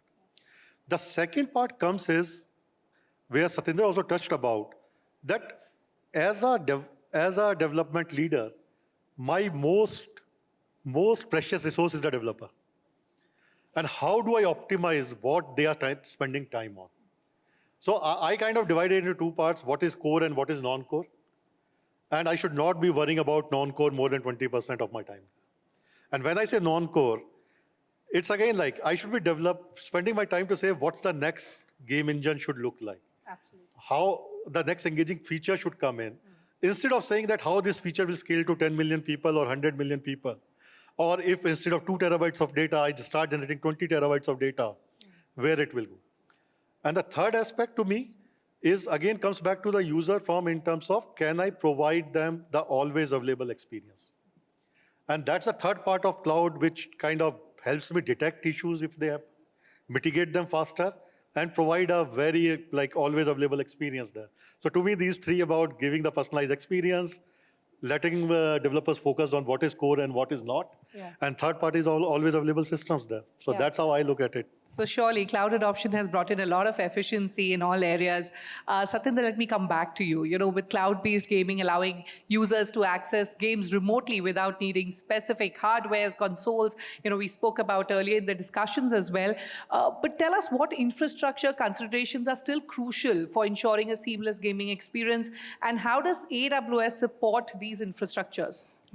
And I think that's a great question, because now if we zoom into the scaling piece that Rajat also alluded to, I think there is a lot of work that you need to do in terms of ensuring that your services are lightweight. And especially in gaming, we have seen that the scaling patterns are very, very unique, wherein you need to scale exponentially in a very, very short duration. And if you apply that technology construct and that requirement to architectures, there are architecture patterns that needs to emerge, services capability, platform capability, technology capabilities that need to support that kind of a scaling pattern. That, I think, is something that cloud does for you. Okay. The last piece that I would like to, again, double down on is the experience that I was talking about, right?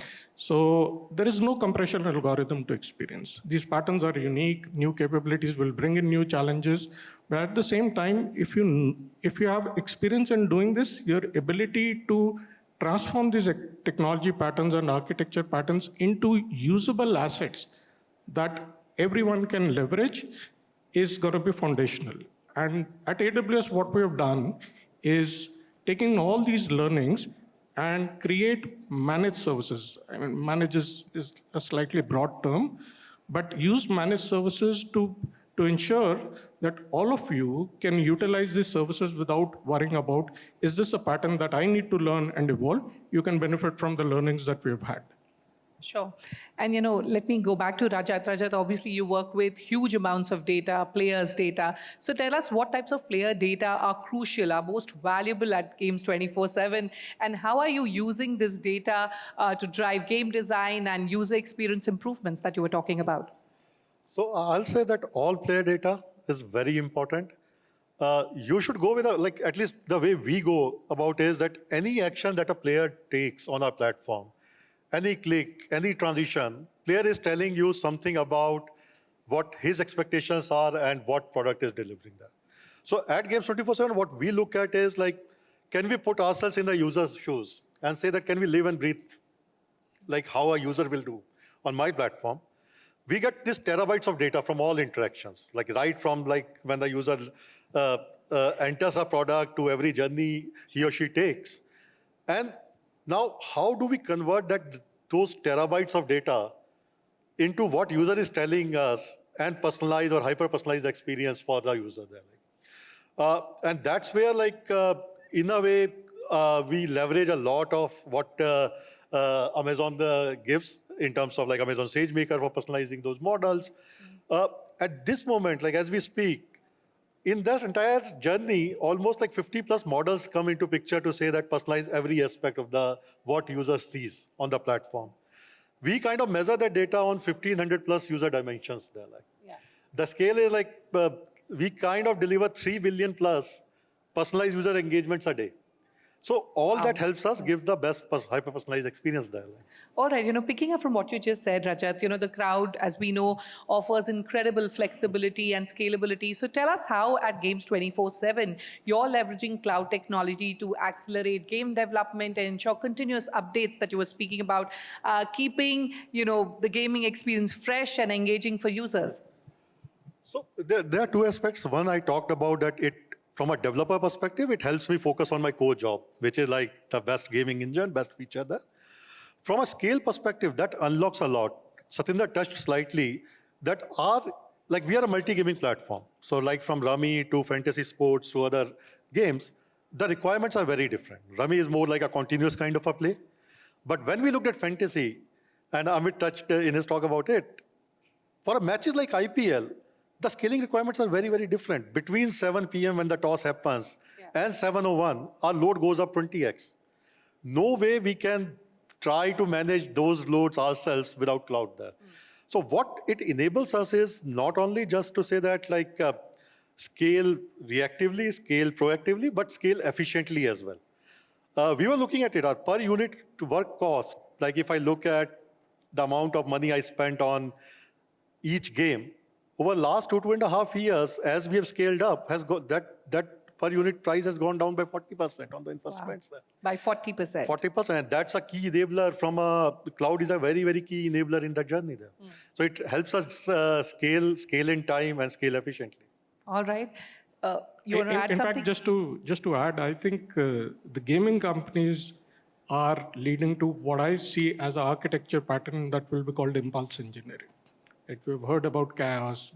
I think impulse engineering is what the gaming sector will teach each one of us. Absolutely. Sandhya, let me come to you. And Rajat spoke about how cloud has helped scale efficiently.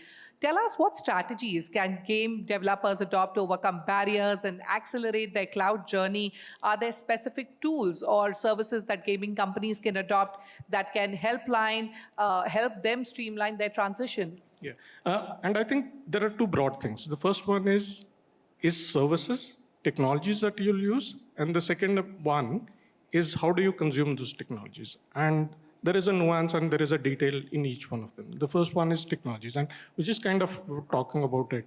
And as you would imagine, if I have to scale, if I have to secure, if I have to do analytics, if I have to do machine learning, I mean, it's almost like personalization is becoming a needle in a haystack problem, where a haystack is becoming bigger and bigger, and the needle is becoming precious and precious. You will require different kind of technologies, right? So, and those technologies, you won't, as Rajat said, you would rather focus on enhancing your game or building your game rather than thinking about those technologies and hiring people for that. That's one. So you get set of technologies that cloud will allow you so that you get democratized access, and some of these are pretty advanced technologies. So you've got set of managed services, advanced services that you can consume just as an API. And as an example, personalization, we deliver this personalization as a service just through an API call. So it becomes very simple. The second thing is, how do you construct this into an architecture? So, and that's a piece that I was talking about, which is experience. So we have created reference architectures using these set of technologies that each one of you can refer to. They're there in public domain. And they could be on analytics, they could be on scaling, they can be on security, they can be on machine learning, across all of them, so that you've got a reference pattern that you can refer and fine-tune it. Not that reference architecture would serve everyone's need, but it's a great starting point. Completely reduces the effort that anyone would take to fine-tune it.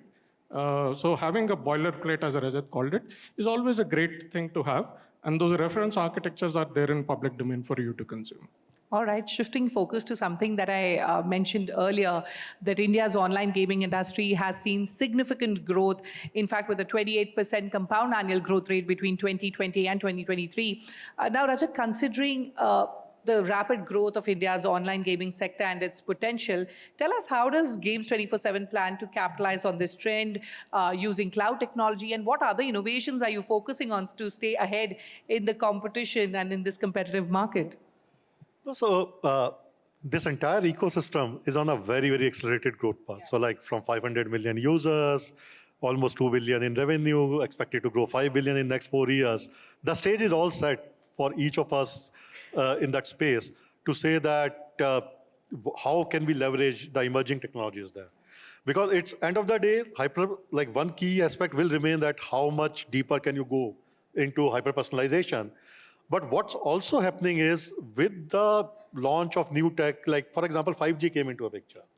Now that has kind of enabled a totally new line where I call it as that what it has done is it has kind of democratized the bandwidth. Things that were taking earlier, say 50 milliseconds for a round trip, can go down to 10 milliseconds of a round trip. Now that opens up a totally new kind of experience I can provide in terms of I can actually move more and more workloads to cloud and have a streaming experience and actually give a much richer experience on the lower end devices there. There is now new devices are coming on AR and VR. How do we take what we are building to provide a more immersive experiences on those devices there? So end of the day, it's a very, smartphone is everywhere, bandwidth is getting democratized, more powerful experience or devices are coming to consume or provide a more immersive experience. At Games 24/7, we are constantly looking for saying that how do we leverage these, I will say, technology enablers or things that are unblocking the previous constraints and provide the best engaging experience to our users. So we take that from each perspective, from say bandwidth or from a device. How do we leverage So that? what's next? Give us a sneak peek of what your users should be watching out for. No, so we are definitely exploring a lot more around saying that what kind of a streaming experience can we provide while we are playing the game. Second is with the Gen AI, can there be more engaging experience? Amit showed you some sneak peek on Dream 11. Expect some more things coming from our stable as well to say that how those experiences we take it to the next level there. All right, this just shows how severe the competition is. While we've spoken about the benefits cloud adoption has been for the gaming sector, security, Satinder, is another major concern in cloud environments. So tell us, what measures does AWS implement to ensure security in cloud gaming and environments, protect data, and of course, gameplay integrity? Yeah. And you've hit the nail on the head. It's very, very important. And it's a fairly detailed thing as well. But if I have to summarize, there are 3 I's. The first one is security of infrastructure, the first I, which is all the technologies that you have built. You need to ensure that all the right patches are there and correct patches are there, given the recent experience that we've seen with technologies there. So correct patches is important. Posture management is there. The second I is information, which is ensuring good things remain in. Security is not just about keeping bad things out. Good things should remain in. And their encryption and more so privacy, PII data, becomes very, very important. The third I is interaction. Right? And that interaction piece, I can safely tell you, the moment you put a successful game, as there are users and gamers who are trying to utilize that game, there is an equal force which is trying to bring you down, which is distributed denial of services attack. So you need to ensure that you are able to have technologies which will allow you to identify what is a good user, what is a good interaction versus what is a bad interaction. All right, on that note, unfortunately, we'll have to wrap up our conversation. We are pressed for time. There are a lot more presentations and discussions in the evening coming up. Thank you so much, Rajat and Satinder. It was awesome, talking to the both of you, and thank you so much. Thank you. Thank you.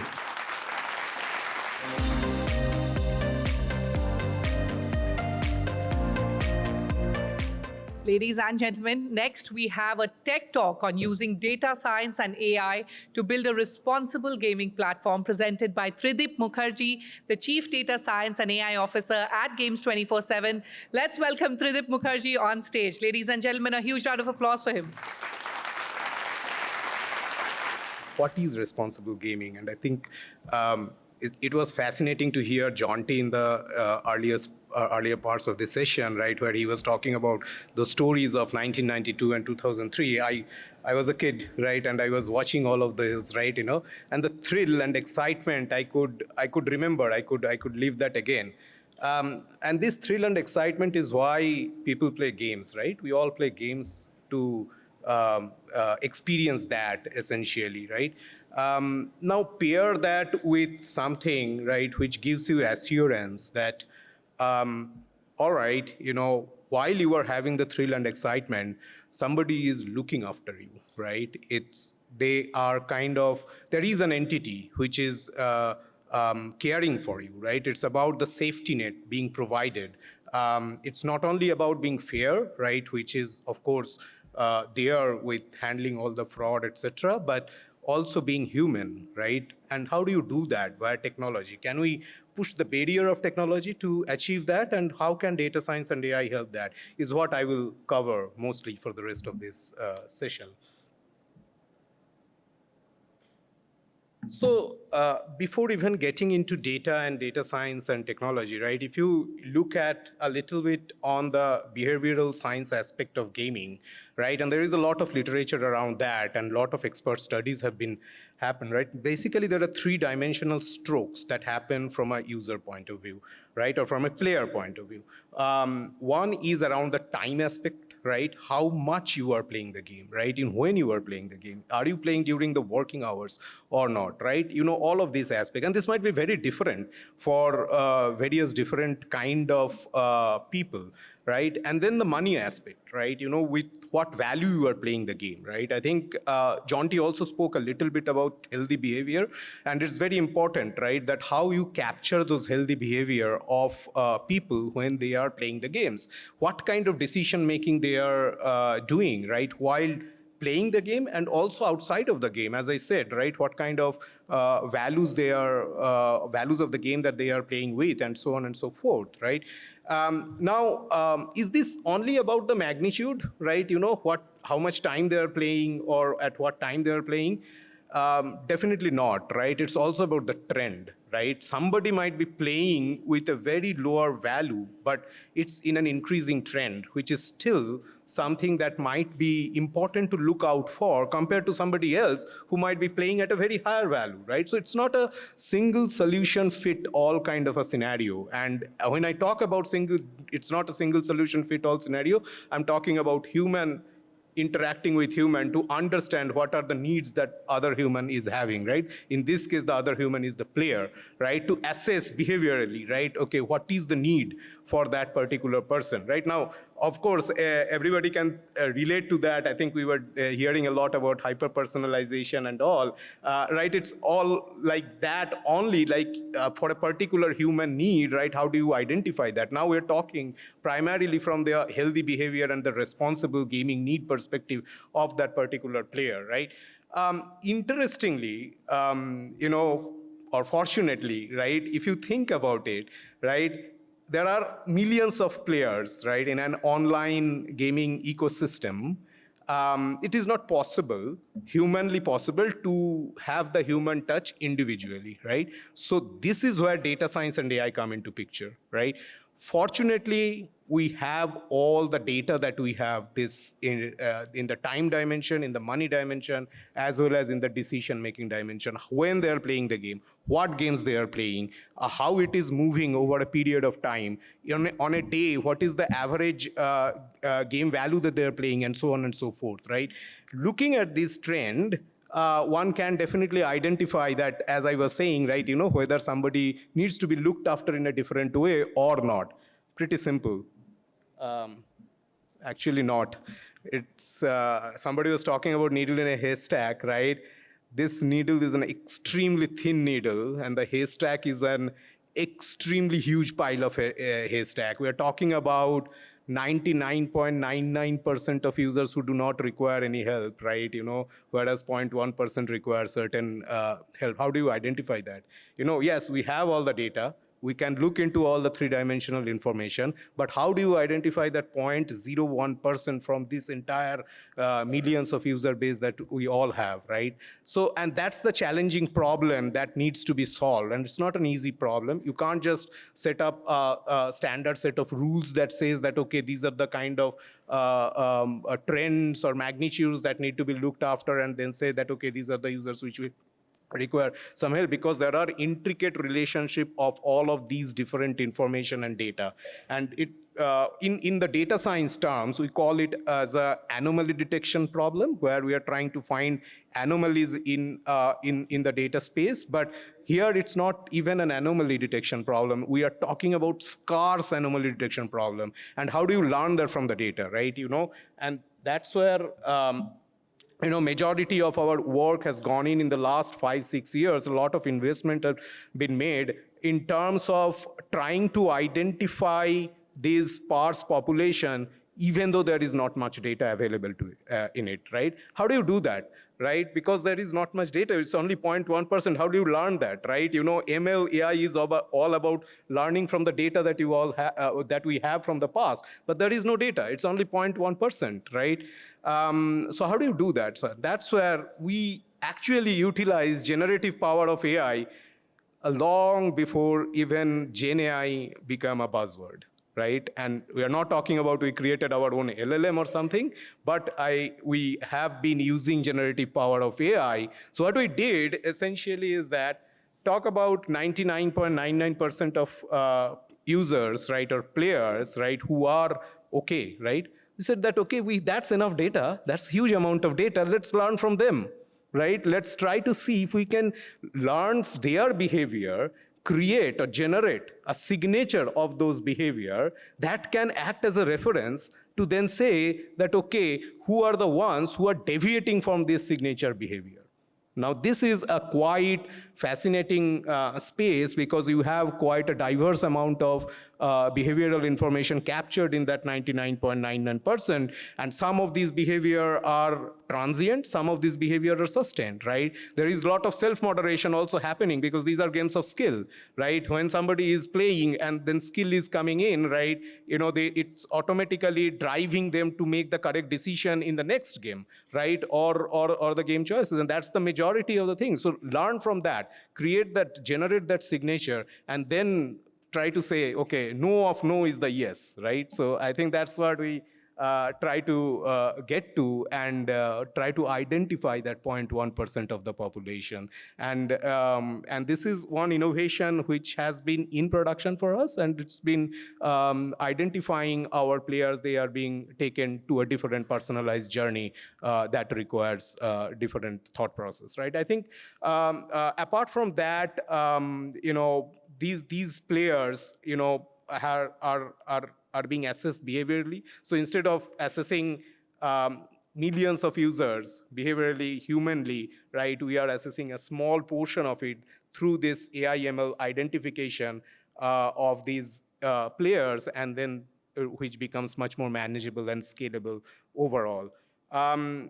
We have a recent innovation in this particular, staying ahead of the pack, as they say, right?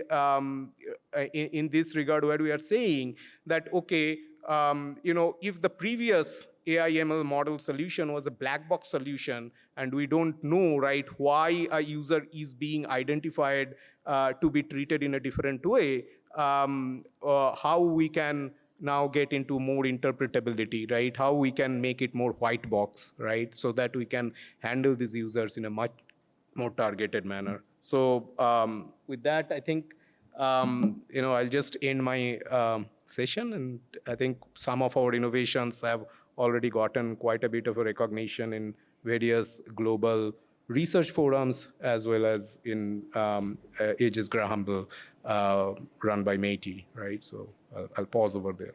Thank you.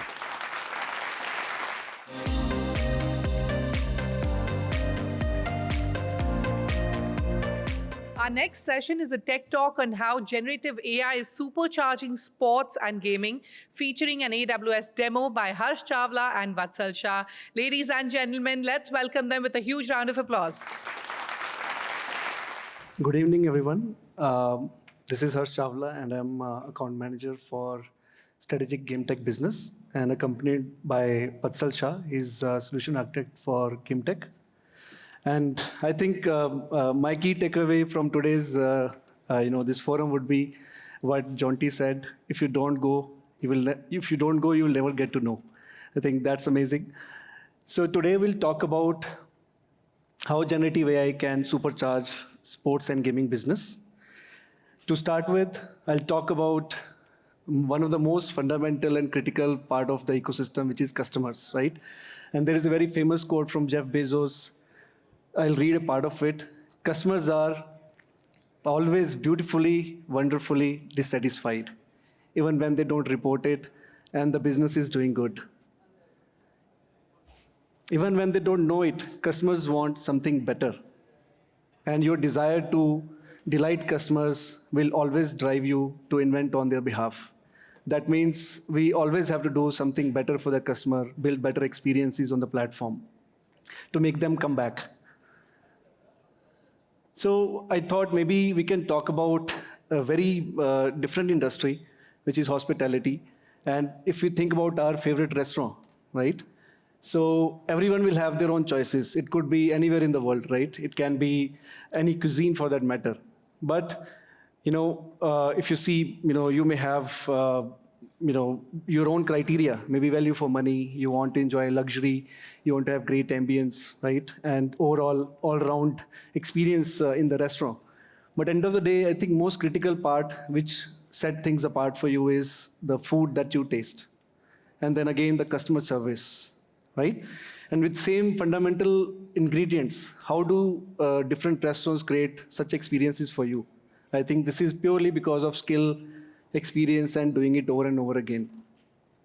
Similarly, if we look at our game tech companies in India, right? So I think they're doing a great job here.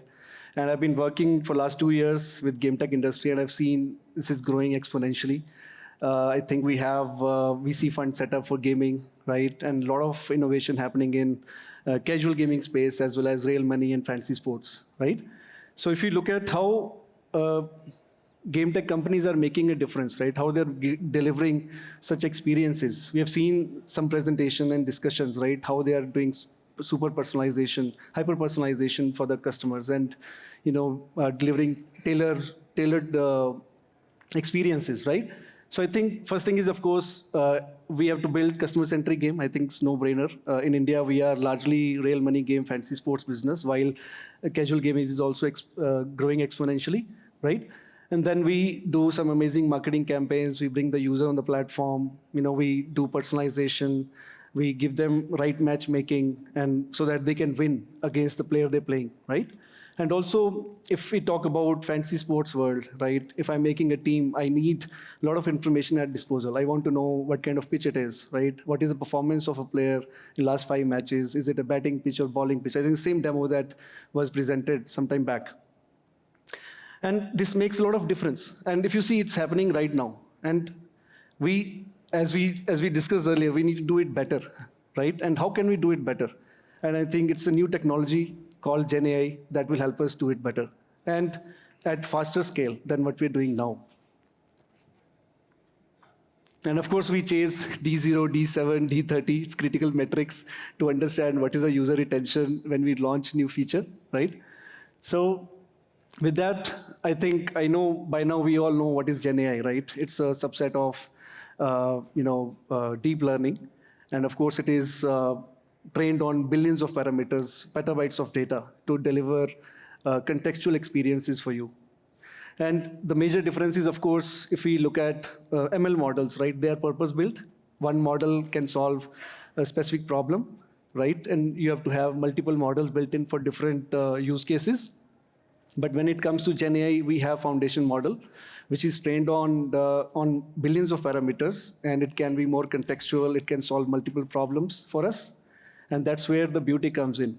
And today we have foundation models at our disposal, which we can leverage to build our use cases.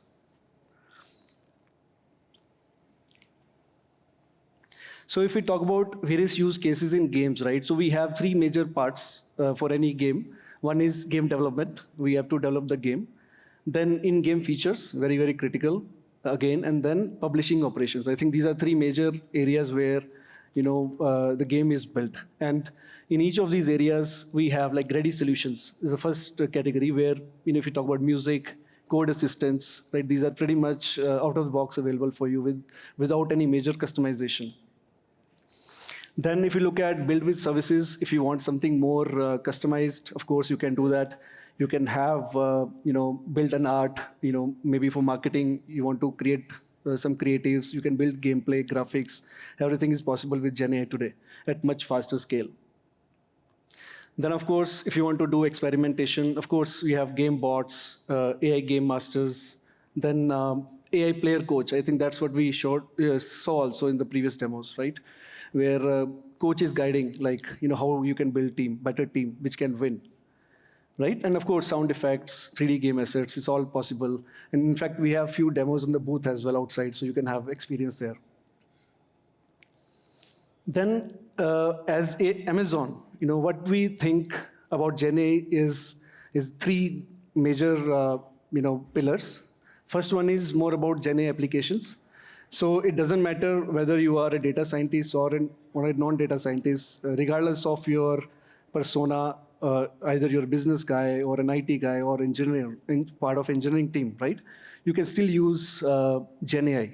It is, so, we are going to expand this area more. We may have little more, features coming up in future.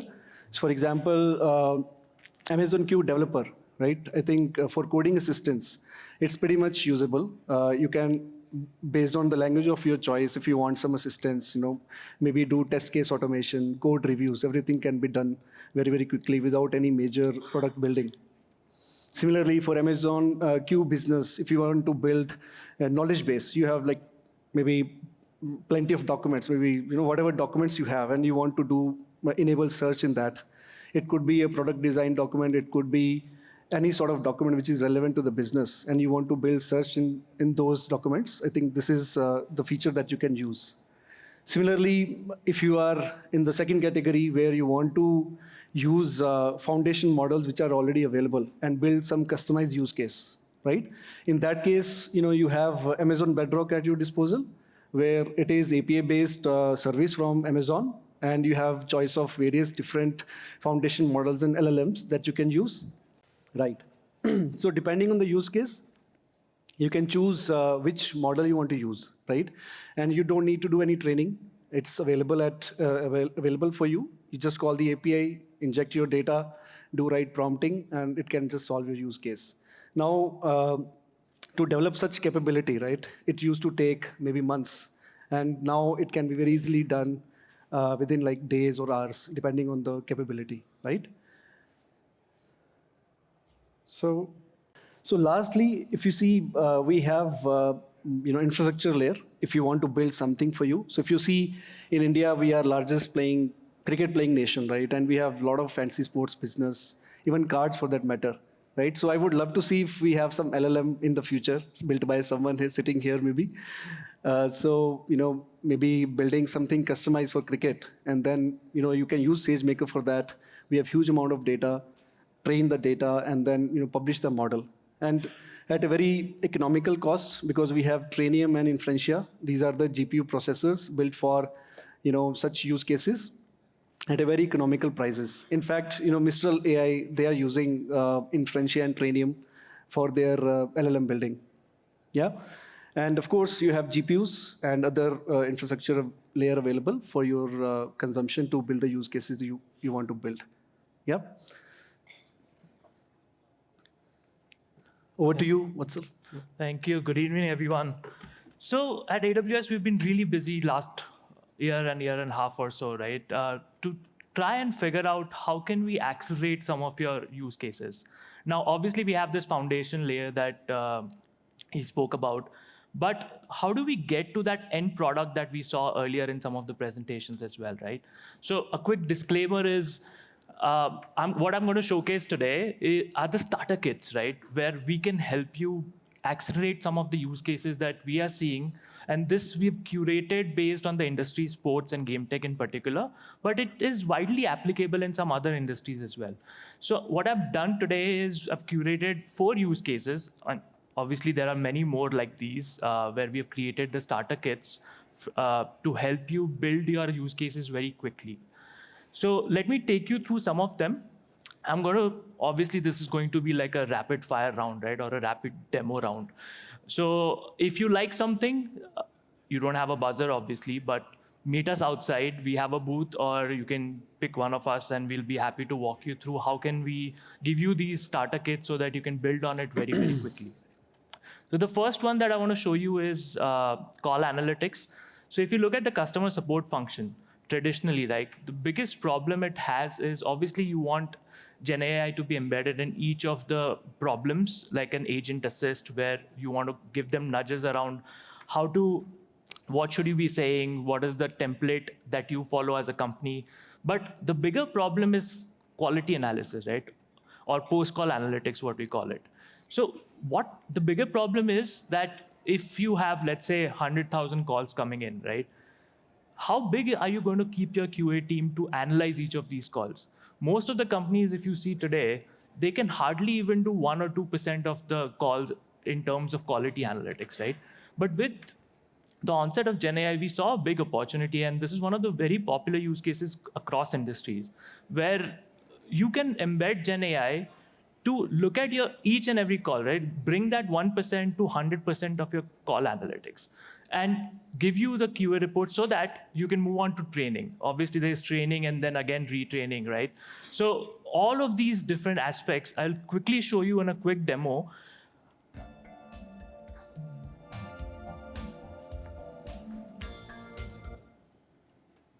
Hello, thanks for calling Acme Bank. My name is Babu. How can I help you? Hi, I'm calling about my rewards card. Excellent. Give me a second to look up your customer account. For verification purposes, can you please state your first name? Take a look at how the agent is being assisted in real time. One moment while we verify that your name matches our records. Perfect. Hi, Bob. How can I help you with your rewards card? I was wondering, what is the cashback rate for this card?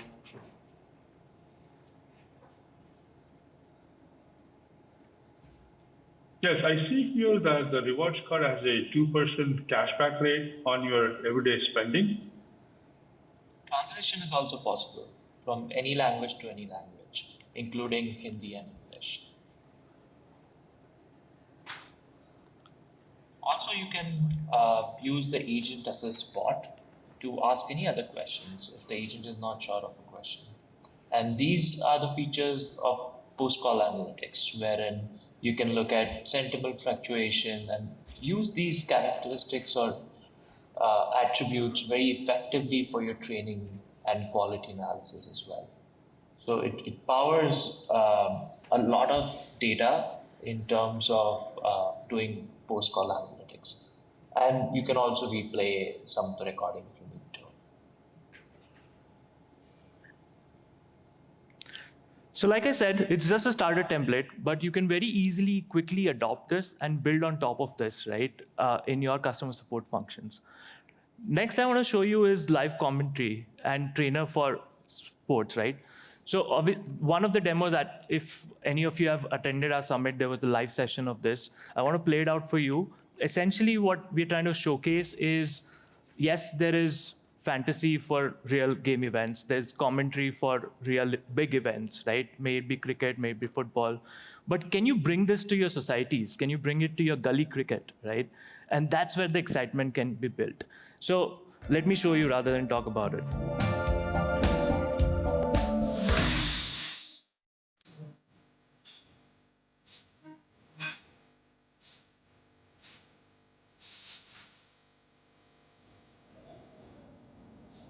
So we are registering the users. Okay, the back.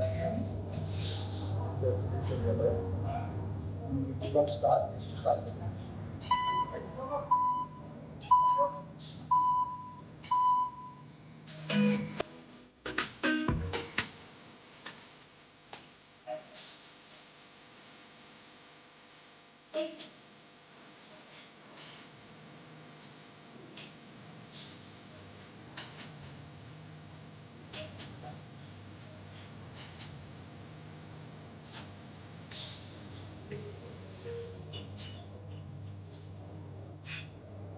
That's your live commentary.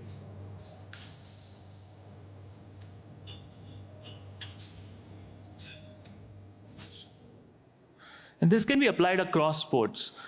And it can go on to your yoga sessions at home and so forth, right? So the possibilities are endless with this. Next, I want to show you something that is a starter kit for a bot. And this bot can be your coach. It can be your fantasy assistant, getting you that edge to win in a public contest, right?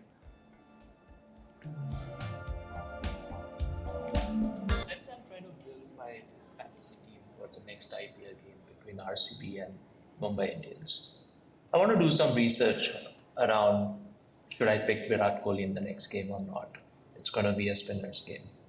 So you can see how quickly I can get data, and the challenge with LLMs is arithmetic, right? But with some complex RAG architecture, we were able to get the scores and how Virat Kohli performs against spinners very, very easily.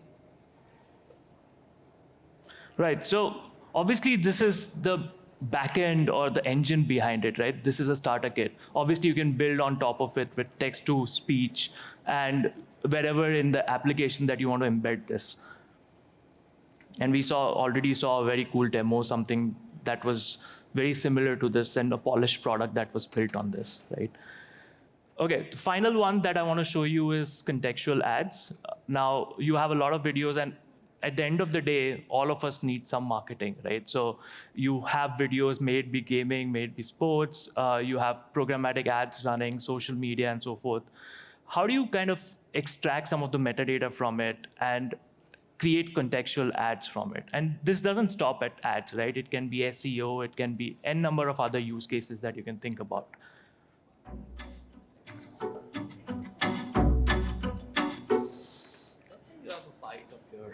Game or any video that you want to run an ad programmatically and want to get some context. This can read your video and get metadata from it frame by frame, and you can already see on the screen how it kind of generates the transcript. Now, next we use this transcript to analyze speech and visual elements and then generate kind of an image grid of what's happening in the video, right? The important frames. What we do next is write a quick prompt, which is auto-generated, to describe what's happening in the video, get things like what is the rating, what is the category, what location maybe, mood of people in the frame, and so forth, right? This will help us generate a contextual summary of it. You can see from the video, it's already kind of gotten what is the genre, what is the rating of the video, and so forth, right? In games context, it can be what kind of genre of the game is. And then finally, based on the scene description and the analysis, we can generate an IAB taxonomy mapping, right? Which essentially helps us run our programmatic ads in a contextual manner. And the use cases can be many, but this is just one example. So, you get what I'm trying to say. I only had time to showcase 4, but we have tons of others in different domains, right? So if you're really interested, please talk to any of the AWS folks that you see outside, and we'll be happy to take you over other use cases as well. But back to Harsh to talk about how can we help you, what are some of the mechanisms that AWS provides to help you build some of these with your custom use cases. So to support you with this GenAI journey, if you are a startup, of course, we have AWS Activate credits, which can help you, start that. You get the credits, you can play around with it through, GenAI services and build your use cases. Then we have we have POC credits as well. So let's say if you're already activated and you want to try GenAI, you can get POC credits. All you need to do is talk to your account team from AWS, and they can help you with that. Not only credits, in case you have some use case in mind, right? Definitely our teams can assist you build those use cases, and you can pretty much, productionize them as and when required. Yep. With that, I'll end my presentation. So we have some of the barcodes here. You can scan those, and you can read about GenAI. You can watch videos and also look at the demos that we have built. All right. Thank you, everyone.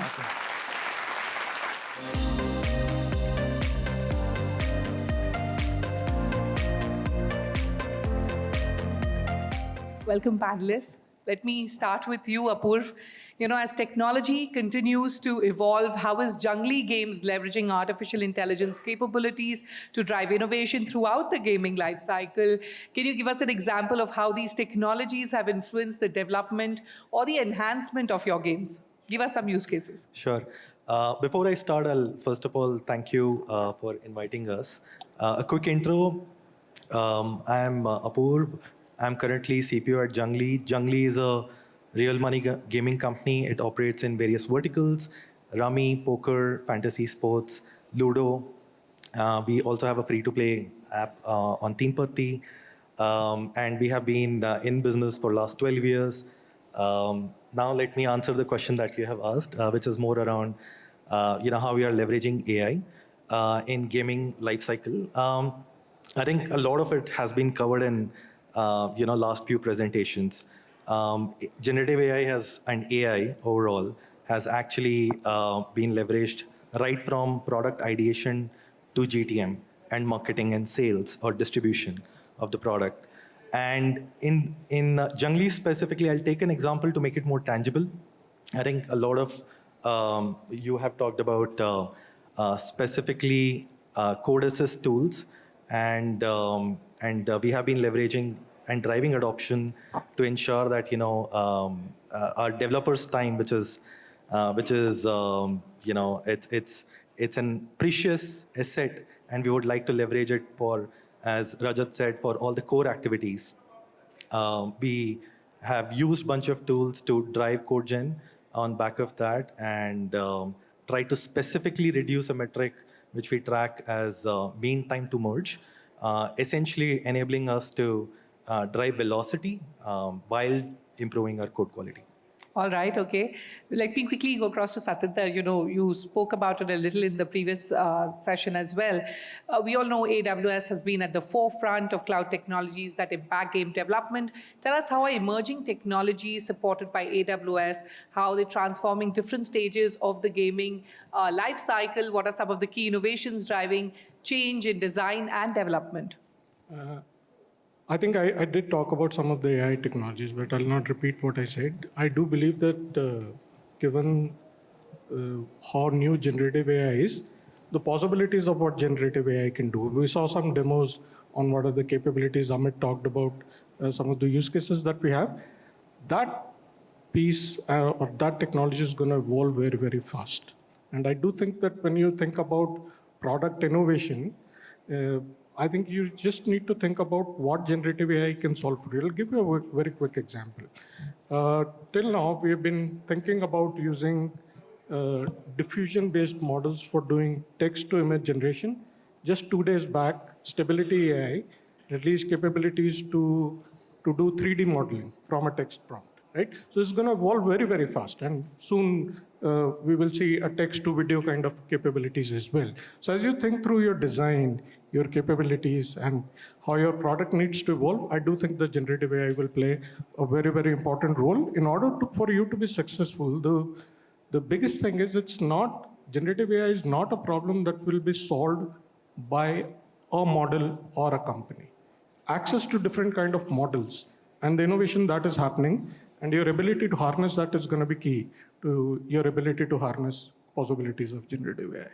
All right, let me go across to Vishwesharaya. Generative AI can analyze extensive gaming data from player behavior to in-game transactions. Tell us how at HD works. You're leveraging this technology to enhance cloud gaming experiences.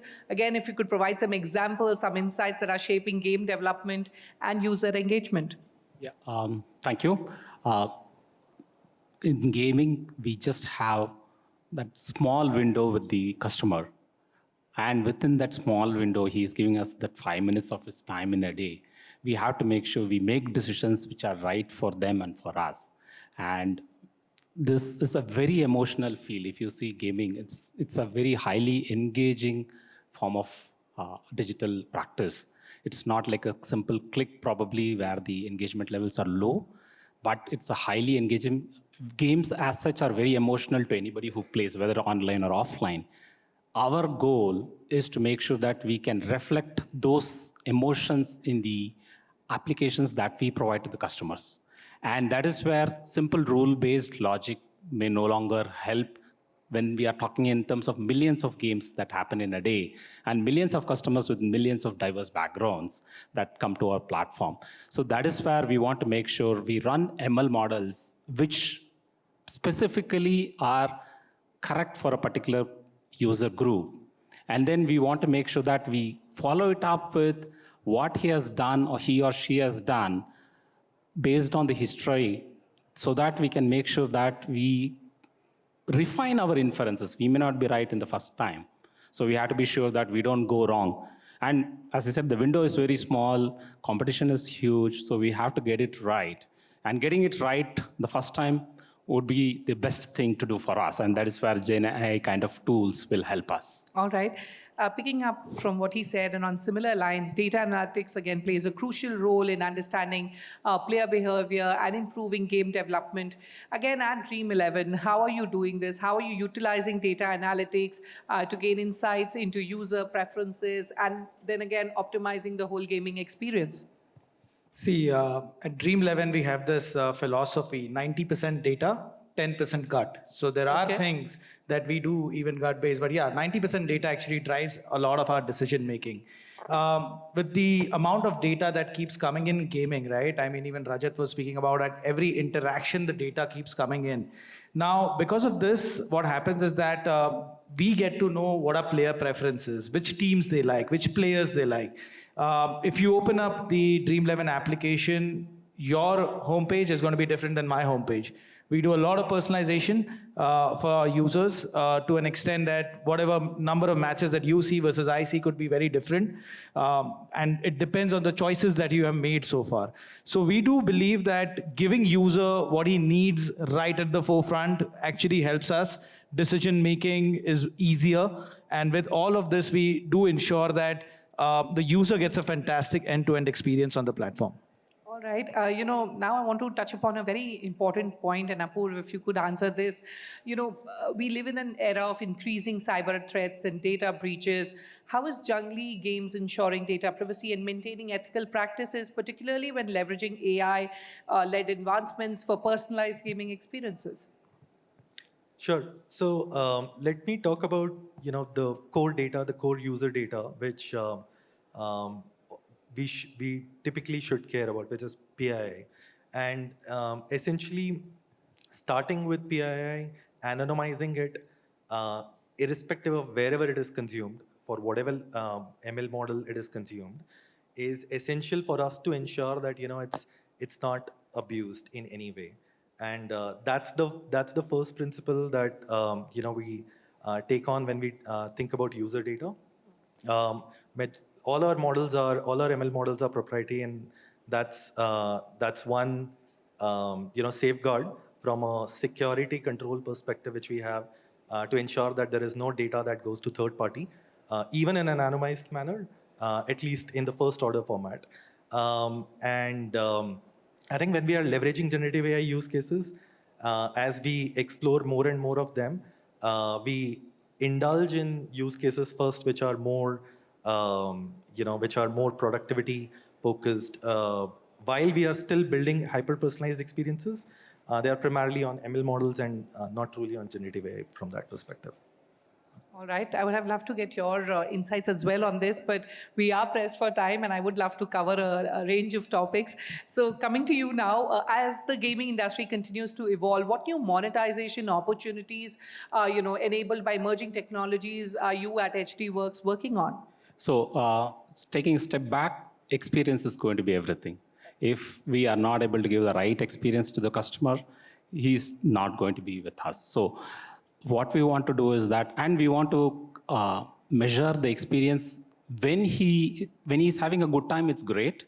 But when he has a query, what we call as the review in gaming parlance, if he has a review, how quickly as operator are we able to solve his query or a question or an issue with the clarity that is required. Now in cricket DRS, you have the ball tracking to an extent where you can hear the sound and the action. Like that, we want to build systems which will tell exactly what happened in that second, in that moment, so that the customer gains the confidence that, yes, this, like the issue that I am saying, yes, this is how it happened. Once then he gets our views, he is more than happy to be with us. So that I see as a big area where we can work with in the AI space. All right. Vaibhav, coming to you now, cloud cost management, that is an important aspect of running a successful gaming operation. How does Dream11 manage cloud costs while ensuring optimal performance and scalability for your games? See, we have these models that we have developed over the last few years now, where, fantasy nature is a very spiky business. the scale can go 10x, 20x, 30x as when the toss gets done. And in an IPL game at 7 to 7:30, you will see everyone wants to come on the platform, right? So we have built the models, etc., that has helped us scale in a very few seconds. It is along with AWS that we have partnered it out and figured out that how do we actually do this in a much more manner which is cost efficient. And over a period of time we have got here, right? I mean, initially there were issues, there were hiccups, but over a period of time we have figured out in-house systems that we have helped along with the AWS team, etc., to be able to do this. It has also ensured that we have minimal downtimes. Because if you have downtime in that period for a user, it's the worst user experience that you can give to them. So yeah, that's what we have been looking to do for a few years now. Okay, so picking up from what Vaibhav just said, Satinder, how does AWS support? He mentioned how you're helping him, but tell us in general, how does AWS support game developers in managing and deploying these updates efficiently and without downtime?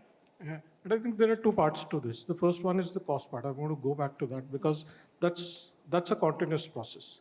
And the reason it becomes continuous is because there are things that change at your end in terms of users, subscriber, their nature. There are things that change at our end as well. An example of that is just something as basic as Graviton instances, which is an ARM-based architecture that we took and made it suitable for cloud-native workloads. And when we were able to do that, we were able to give better, maybe 40% better price performance efficiency. Okay, that's a lot, right? So it has to be a continuous process. The second one that I would go back to is the security piece that he was talking about. And during my previous discussion, I touched about 3 I's: infrastructure, information. Let me add a 4th I to this, which is intelligence. Okay. And your ability to get, and traditionally the way security is, you need to get the latest information on what is the threat landscape that's emerging, right? Your ability to harness that information and be aware of that allows you to be more proactive rather than reactive on the security posture. There again, AI will play a very, very important role, right? Because intelligence that you get as a feed from AWS and from third-party sources that we provide to our customers is based on what we know, what we have seen. But finding out unknown patterns, AI will play a very, very important role. Absolutely. Apurv, coming to you, testing and launching games can be incredibly complex, especially when incorporating new technologies. So tell us how at Junglee Games, how are you approaching the testing phase, ensuring both quality and innovation in your final products? Cool. I think this is one area where we are investing a lot of time to, again, leverage the Meta Llama models, which we are trying to build on the test cases that we have, we have as a repository, as a knowledge base, built over a period of time, and essentially see that how can we, have much higher test coverage generated directly from the models. We are seeing a good outcome there, again, very initial days. But I think there are a few learnings there, which I would just talk about. One, how do we make it more contextual? Boundary valuing is what we call it. Essentially, how do we get basically more valid test cases, improve it from say 60% to 80% to 90% valid test coverage, essentially driving the testing for individual features in a much more valuable fashion. If you take very edge modules, you'll realize that the valid test cases coverage actually drops by a big margin, and that's exactly where we are trying to leverage the work which we have done in the last 3-4 months. All right, let me now talk about user experience. And Vaibhav, if you could throw some light on that, with the increasing integration of artificial intelligence and machine learning in gaming, tell us how is Dream11, using these technologies to personalize the user experience and then, of course, improve retention? See, good businesses are always built on retention. So it is very, very imperative for us to be able to retain the users that we keep acquiring, right? the new technologies, ML, AI, etc. You saw earlier on Amit showing about the coach aspect of things. We have integrated these pieces into every step that the user is looking to perform, be it either creating a team, be it either joining a contest, be it either making a payment. So all these places are the core components of user being able to play on Dream 11, right? Even following the match on the leaderboard of Dream 11.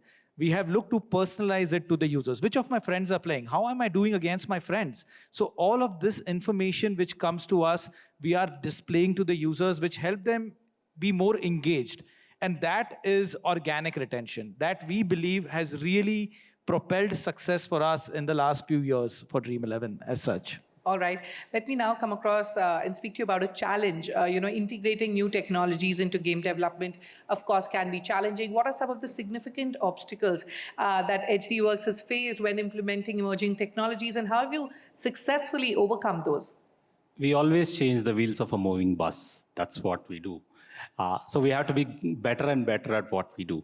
And any automation without checks and balances is simply dangerous. So what we make sure that we define our lower and upper control limits in any experiment that we run or any technology that we bring in. In fact, even with all the generative AI technologies for development, we want to make sure that we don't expose our code to outside world fully. So we want to make sure we coach our developers to make sure they only give that snippet that might be something that they want to evaluate, not the full code that might be exposed outside. We want to inculcate the practices of making sure security is incorporated, and we say security is everybody's responsibility. So these are the challenges which we have to always keep track of to make sure that we don't go wrong.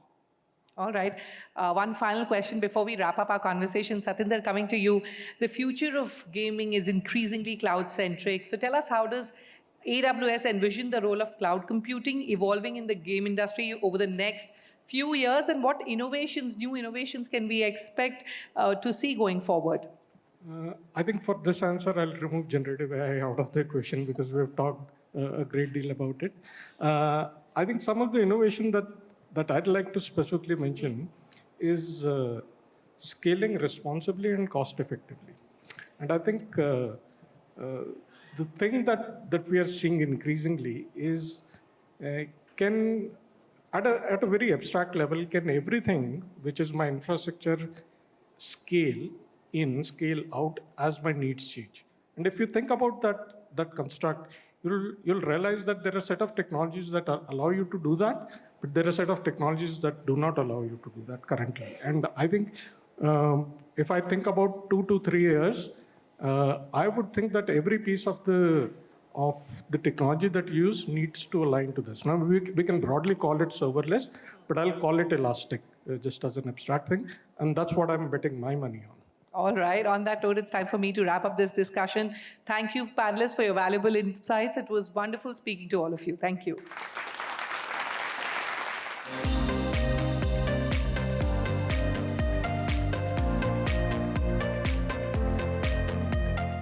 Welcome, panelists. Let me start with you, Alok. Investment strategies are crucial for scaling businesses. So tell us, how has Games to Win approached investment and funding to support its growth, and what lessons have you learned along the way? Right. The best lessons in business are from the past. Top game companies worldwide, I'm not talking RMG, that's a totally different business, have been traditionally profitable. So if you look at all the companies of the past, whether it was Atari, where Steve Jobs worked first, before he came to India, to King, to Rovio, which made Angry Birds. They all made money. And when you made money, there was a great conversation you had with any capitalist, because you wanted more money to make even more money. I think the table is the fact that with venture coming in and saying, take my money and try and make money from it, it perverts the business model. Because the business model is then trying to find a model which was not there when the money came in. So honestly, for me, it's a very old classic dhanda, ki maal becho, paisa kamao. Of course, you need money to make 10, 20x bigger in terms of, infrastructure is so cheap, you can borrow money from the bank.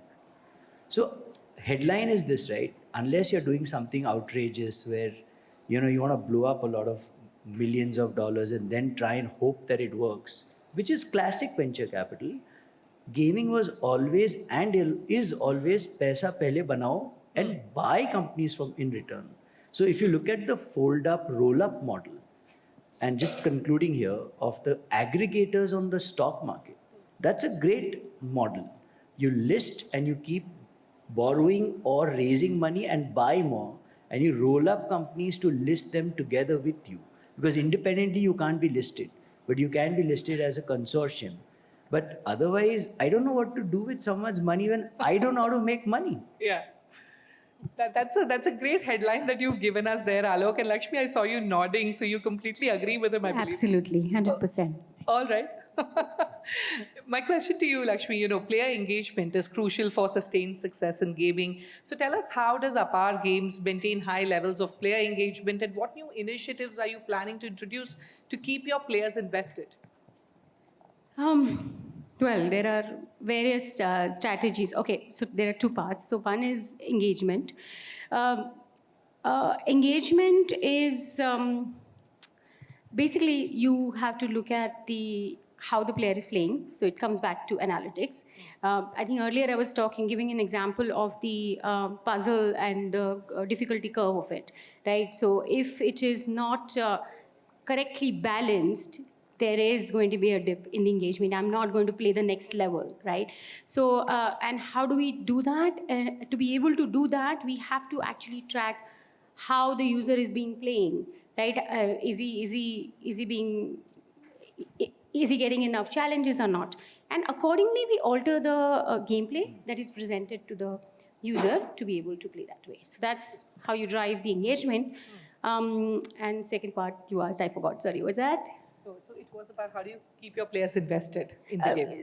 Same way. And then to do that, you have to bring them back to the game. So there are various techniques that you do. Apart from just having the core game, you need to have a lot of meta, meaning a lot of more events happening or contests around a game. So it's like inside that core game, you need to have a lot of meta happening so that they could just keep on engaging more and more into it. Speaking of strategies, Deepak, I want to come to you.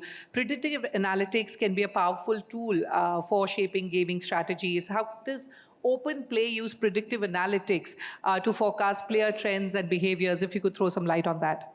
Sure. I think we've seen in the panels before that there has a lot been spoken about the power of data, AI. So what we have started doing is kind of build a roadmap in terms of how we are going to leverage AI aggressively. So starting with the predictive part of it, we are looking at first is the entire consolidation of player data, whether it is on the engagement side, whether it is the gameplay behavior, its demographics, or the value-based data which we have, even the support data, because today we realize that there is the only customer direct interaction is through the customer support, and we are integrating that as well. Based on this, the prediction is based on whether the player is going to churn, is there a potential of the player becoming a high-value player? So these are the prediction, but the intent or the objective now is to go further up and have a recommendation, AI-based recommendation, where we can start offering, whether it's a customized lobby, it's a customized offer, or the meta layers on the product, for example, challenges or leaderboards. So we want to create that kind of customization, and today, which is driven with the analytics stream, and through a strategic bent, we want to have the AI drive that. Sure. All right, we've spoken about this earlier, and we've heard that how AI is increasingly driving hyper-personalization in gaming. Richard, tell us, how does Spectator Esports measure the success of your personalized features and marketing campaigns? And most importantly, what specific metrics do you focus on to evaluate effectiveness? I'll just give a background of what we do. That will flow down to how we measure what we are doing is well done or not. We take real-time feed of any esports tournament or sports tournament, meta tag the entire feed, like this is a goal, this is a headshot, this is a save, this is a clutch. In real time, produce out the important moments as highlights, convert them into 916 because all incoming feeds are horizontal camera, convert them into verticals and ship it out in real time to the broadcaster to put it in a place where they think a particular user will see it maximum. That's the personalization part. So that is what we do. Now, how do we measure? So this is a value chain of product creation. At all points you measure. For example, if you are saying that, okay, here you have all the headshots today from the important Masters event, and say it's a Blast event. Blast is a esports organizer from UK, they're our client.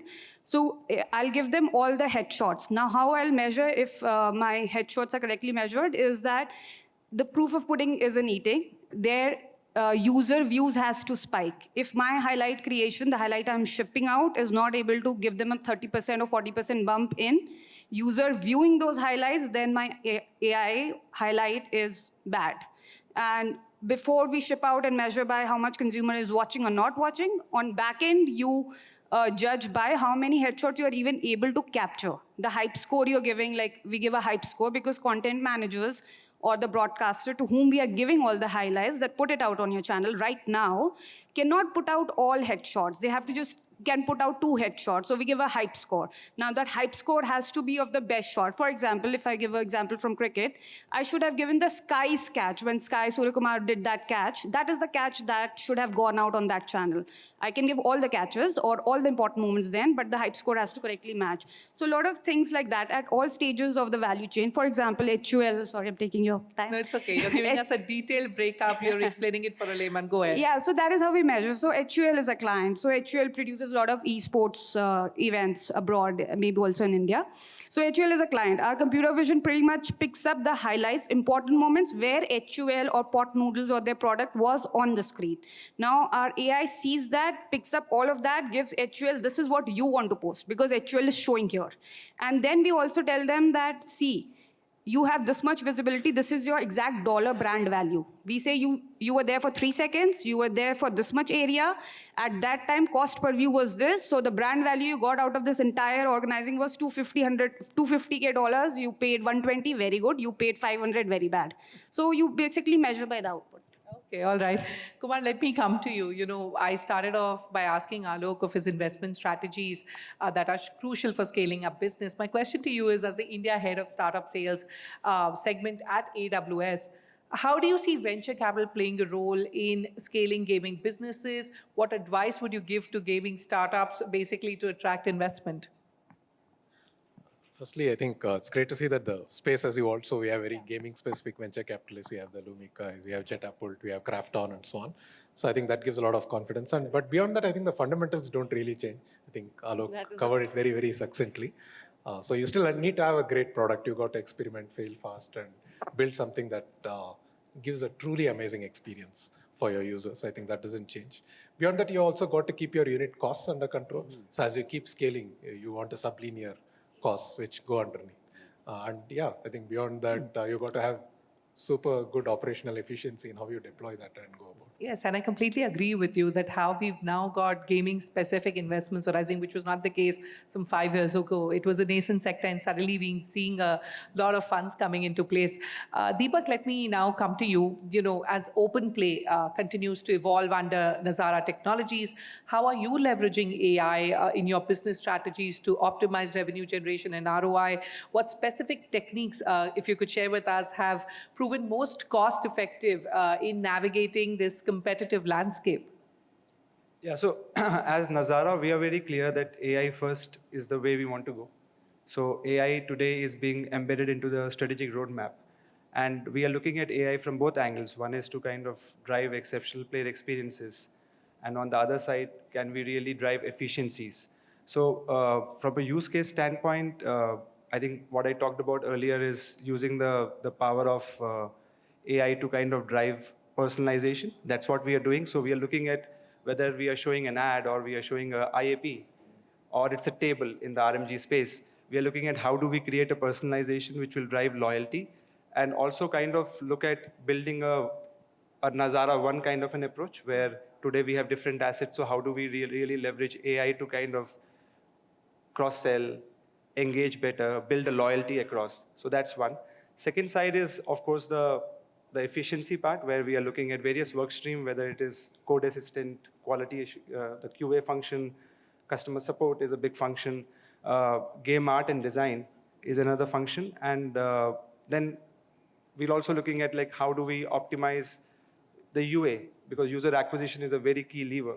So we are looking at how the AI would drive, we are looking at AI from a lens of metrics, how it would help us drive actions through using the levers it gives us. So yeah, so that's what we're doing. All right, Lakshmi, similar question to you. You know, how has Apar Games benefited from technological advancements in terms of return on investment? If you could discuss some specific strategies again, or innovations that have helped you improve your ROI in your recent projects. Sure. As you say, gaming is a hit-driven business, right? So you disagree? We'll argue about that later. Okay, all right. We'll go back to I Alok mean, after this. I mean, you have to build a lot of prototypes to identify where you should put your money and then build the game, right? So there are a lot of failed prototypes you need to see before you actually find the right thing. And in this creating a prototype, so what has happened is that AI has actually speed up this process of prototyping, right? Because right from the ideation to maybe initial mock-ups or whatever that is, which used to take longer, has come down. And hence our, and time is equal to the cost, right? Time gone into the production. So till the time you reach the game that you want to launch, AI essentially has helped us a lot.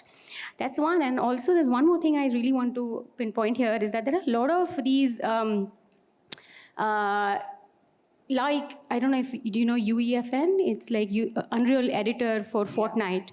So Fortnite is a game, and now Unreal Editor gives developers tool to create games for Fortnite specifically. And this is something that I also say that it's an advancement of the technology, because they could do it because the infrastructure could support it, right? In fact, I was mentor for UEFN, and I had mentored about 13 women across India and Southeast Asia creating games using this platform. Hence, I can say how awesome this platform is that you can make games on, and technology makes you do that. Although it's not directly related to Apar Games, but I thought of mentioning. You know, Alok, you wanted to add something to what Lakshmi was saying. And before that, also talk to us about some of the innovative ways to generate revenue and capitalize on new monetization opportunities. How are you doing that? So back to basics, right? Roti, kapda, makan, it's the model we are using. So what is the 3 levels of, how do you use it? How does it become practical? The jazz and the hype and talk is all fine. How do you make money from it? So there are 3 things that I'll share. First is the roti, the basics. So we have a very large story game in which we make interactive stories. Each story is 20 to 25,000 words, 2 to 3 stories a month, 75,000 words, multiply that by 20 languages. Each of those things were natively translated by humans on Upwork. That entire thing has now gone into Google or any other, Gemini or whatever, as an AI engine. Sorry, maybe it's a bad word here, but that's okay. So the thing is, it's crunched that $30,000 a month to 30. So, and my CFO can't even understand whether there's a zero missing or what. But that's the kind of thing that happens. Now, there is a nuance, and I want to bring that nuance here. It's not that easy. You can just say all these things. So in English, if I say I'm going and Lakshmi says I'm going, it's the same thing. But in Hindi, if I say मैं जा रही हूँ, and if I say मैं जा रहा हूँ, she can't say मैं जा रहा हूँ. It's wrong. So there has to be a deep inclusion of how do you nuance the language. And that is where a lot of the learning models are coming in. We don't have to do anything, man. The translators are getting better and better at their job. So just the kapda part, I want to pun on that because that's really interesting. We do 2 large dress-up games, and we keep churning out 5 to 10,000 dresses a month in them. Okay. Yeah? Shein does 1 million dresses a month. We do barely 10,000. It's a shame.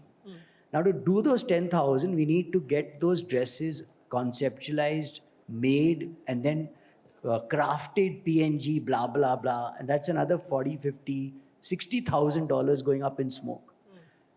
Gen AI is making that mincemeat. So 5,000 rupees a month or 8,000. Really? It's crazy. And the fashionistas who we have say for the first time, I'm designing, not copying. Because fashion is all copying. From the Zaras to the Sheins, they all copy each other. I mean, the little black dress is a little black dress. So it's amazing, even the inspiration. This is the layer that I'm introducing here. How technology is inspiring creative people to do things they could never do. And I was so amazed at the gentleman just now. He just said something. He said a line, I don't know how many of you all caught it, on the 3D imagination, or the 3D Gen AI. You know, we're stuck at 2D. I'm just telling you, sir, because our car games, I can't tell AI to make a new Mustang. But I want to tell it, dude, make me 3 new Mustangs and don't copy the original one. And that's the day when, it'll really arrive. Absolutely. Yes, you want to say, Lakshmi? I just want to say I agree. All right, we all agree on that. Kumar, coming to you now. Managing costs is a critical aspect of using cloud services for game development. Tell us, how does AWS help gaming companies optimize their cloud costs while ensuring robust performance and scalability? Yeah, first thing, when any company is starting out, when any startup is starting out, we onboard them on our Activate program. So that gives them sufficient credits to experiment, fail fast, and have a very, very low cost of failure. So we want to lower that cost of curiosity, as it were. Beyond that, I think what's also important is as they keep scaling, one of our philosophies is to constantly reduce prices. Since our inception, we have reduced prices 135 times. So there's only one direction in which our costs go. Beyond that, I think in our last reInvent, our CTO, Werner Ogles, delivered a whole session on frugal architecture.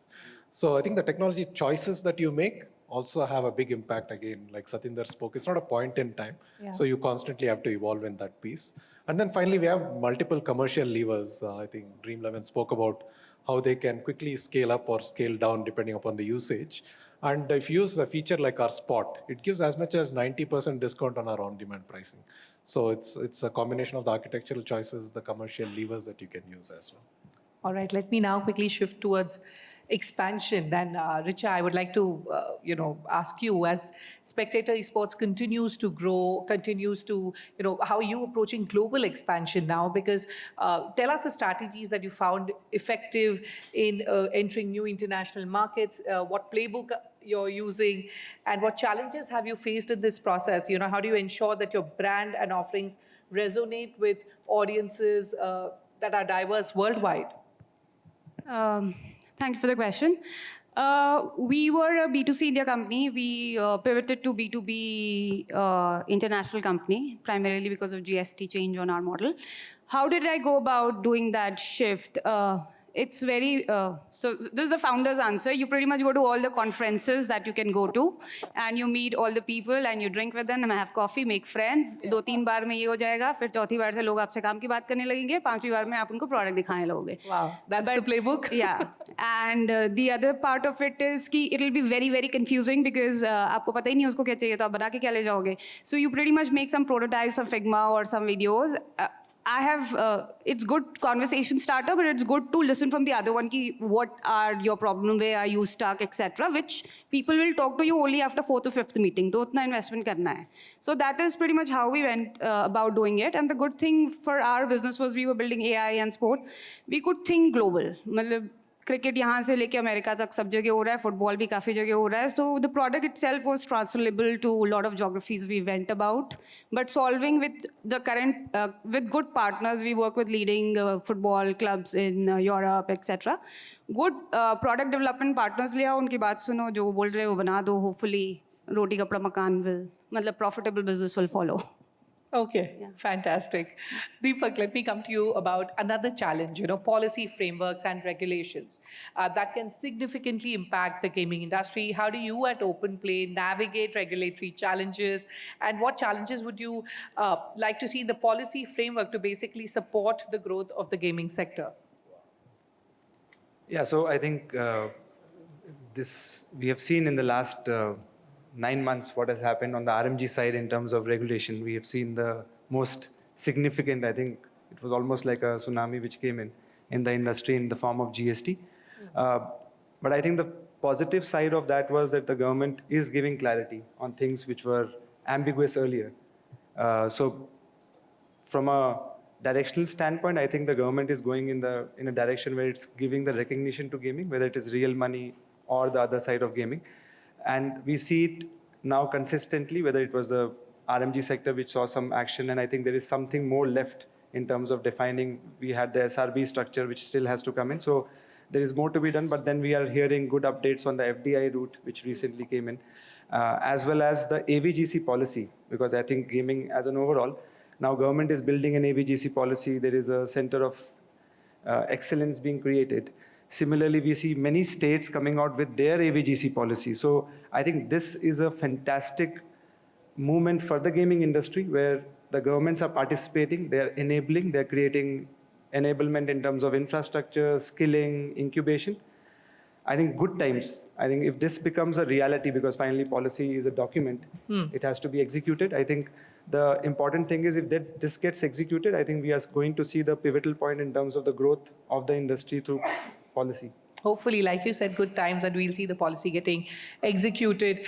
Kumar, shifting to another topic that I wanted to bring upon, the gaming culture in non-metro cities is evolving with increasing mobile and PC gaming. So tell us, how is AWS addressing the need of gamers in these areas, and what role does cloud technology play in reaching and then engaging with these players? No, I think like Amit said at the start, India is a country where we have 500 million gamers who are going to become 700 million, and a lot of them are going to be on mobile. So I think one of the key features of using something like a mobile, particularly in far-off places, is the degree of latency. So AWS is making significant investments in India. We have committed to invest $12.7 billion. A lot of that will go into local zones. We also do a lot of back-end work on improving the network infrastructure. So all of that will improve the gaming experience, particularly when you're looking at leaderboards and all of those experiences. Beyond that, I think it's also what many of the other panelists covered about giving a very, very secure experience for the customers. And that's, again, for us, it's what we call as job zero. And of course, finally, all of the power that generative AI brings on this variety of use cases that everyone talked about. All right. Before we wrap up, one final question, which is common to all of you. From a business perspective, what emerging trends do you see shaping the future of gaming, and how is your company positioning itself to capitalize on these trends? Deepak, can we start with you first? I think one trend which we have been speaking since the evening is the trend of the power of AI being unleashed. I think on the gaming side, we are going to see innovation. We are seeing now original Indian IPs coming in. I think that's one big, breakthrough which we will see, and hopefully we will have high quality AAA games coming out of India in the next few years. Okay. The other trend I would say is the fact that social part of gaming, whether it's social part of gaming or the UGC, I think that part is going to come into India in a very big way. So I think these, along with what we are seeing on the policy side, are going to be the big changes. Okay, Alok. It's again peeking back to the future. So if I look at what really made money in India traditionally, right? It started with garment export. Then we went to diamond export. Then we went to IT export. In my view, it's export, export, export. Okay. And there's a reason why. I just want to get a trifecta here. This is the unique country. It's the most unique position to have delivery by technology. So there's no problem. You have the Indian brain. We can do anything. And it's so amazing because I believe, this is a pitch, right, to everyone out there. Product as a service, not service IT as a service. This is the time for India to do, we try to make rugs and shirts and pants, and that's all fine, but you can make product as a service. And that's where I think, in my view, we really need to use everything. You agree with that, Lakshmi? Yeah, I mean, any mobile game that you take it, you think of it, and it is a product as a service in a way, right? Because you are improving as per what the user wants it from that product. Talking about the trend, he did mention about what I was about to say, but that's correct. AAA games would come up, and I am seeing a lot of indie games coming out of India. Yes. And the reason behind it is that now Indian audience is maturing. Yeah. Rather, so this is how I always say, okay, in the actual gaming started happening to India in somewhere 2016-ish, right? Whereas the West, it was like, I don't know, many generations before. So at that time, and we are just talking about not even 10 years, right? Is my math correct? Yeah. Not even 10 years. So you see, there is a lot of, we don't have a cult forming or people have matured in a particular kind of gaming format or something, which is a problem that the West is facing right now. They need to heavily innovate on the different. Saturating, They are, whereas we are not. We're just waking up. India is just waking up. So imagine it's like a clean slate. You just go write anything and it's going to happen. And that's why the indie is happening, because gaming has become a tool of self-expression. And why he's talking about that, user-generated content is going to come in, and it's exactly for that you are using games for your self-expression. All right. New trends, Richa, that you see emerging, and how do you plan to capitalize on that? मेरे को लगता है सबको सब कुछ 10 second के अंदर vertical screen पे देखना है. That is the trend. Like we work in sports and esports broadcast. यही करना है मेरे को कि 10 सेकंड के अंदर most important चीज़ 8 सेकंड के अंदर दिखा दीजिए वर्टिकल फटाफट. And in my personalized way, मेरे को X देखना है, आपको Y देखना है. So that's what we have to solve. Yes, yeah, okay. The new trend that you're excited about. I'd say I wouldn't call it a new trend, but I think it's maybe an extension of what Alok said. See, traditionally, India as a country and even as a culture, we are very, very service-oriented. So we are good at service. We don't like to say no to people, and that's how we are. I think product is a lot about making those choices, saying no a lot of times. I think that we are getting a lot better. I want to end on a joke. Sure. So, because you've said, 140 times you reduce price. I think the future of gaming is AWS becomes free. And that to me will liberalize Where everything. are the representatives? I hope you're hearing this loud and clear. Amazon ko kar do yaar, free kar do. But then we will really become independent. We'll do anything. Just kidding. But just one more pitch. Sure. All these Gen AI, right? Just want to tell you that all these things I talked about, it's all being powered by AWS. So whether you do anything or not, the innovators are taking your backend and really grinding it. So I think you guys have invented something which is the father of gaming, right? Because everything downstream is coming from there. Very interesting. Just want to add one last thing. What you said is like with पैसे दे दो लोगों को खेलने के लिए. नहीं, पैसे नहीं दे रहे. With Gen AI coming in, I think, and with the trends which we are seeing, indie games coming up, and original games being built, I think this is the time where India can become the gaming hub, and this can be the biggest export India has ever done, which is not just entertainment, it's culture and so many things mixed, right? So that's the pivotal point I think we are at as a country. Well, we couldn't have ended on a more better note. Thank you for that. Thank you, panelists, for your insights there. And we wrap up with this. Thank you so much.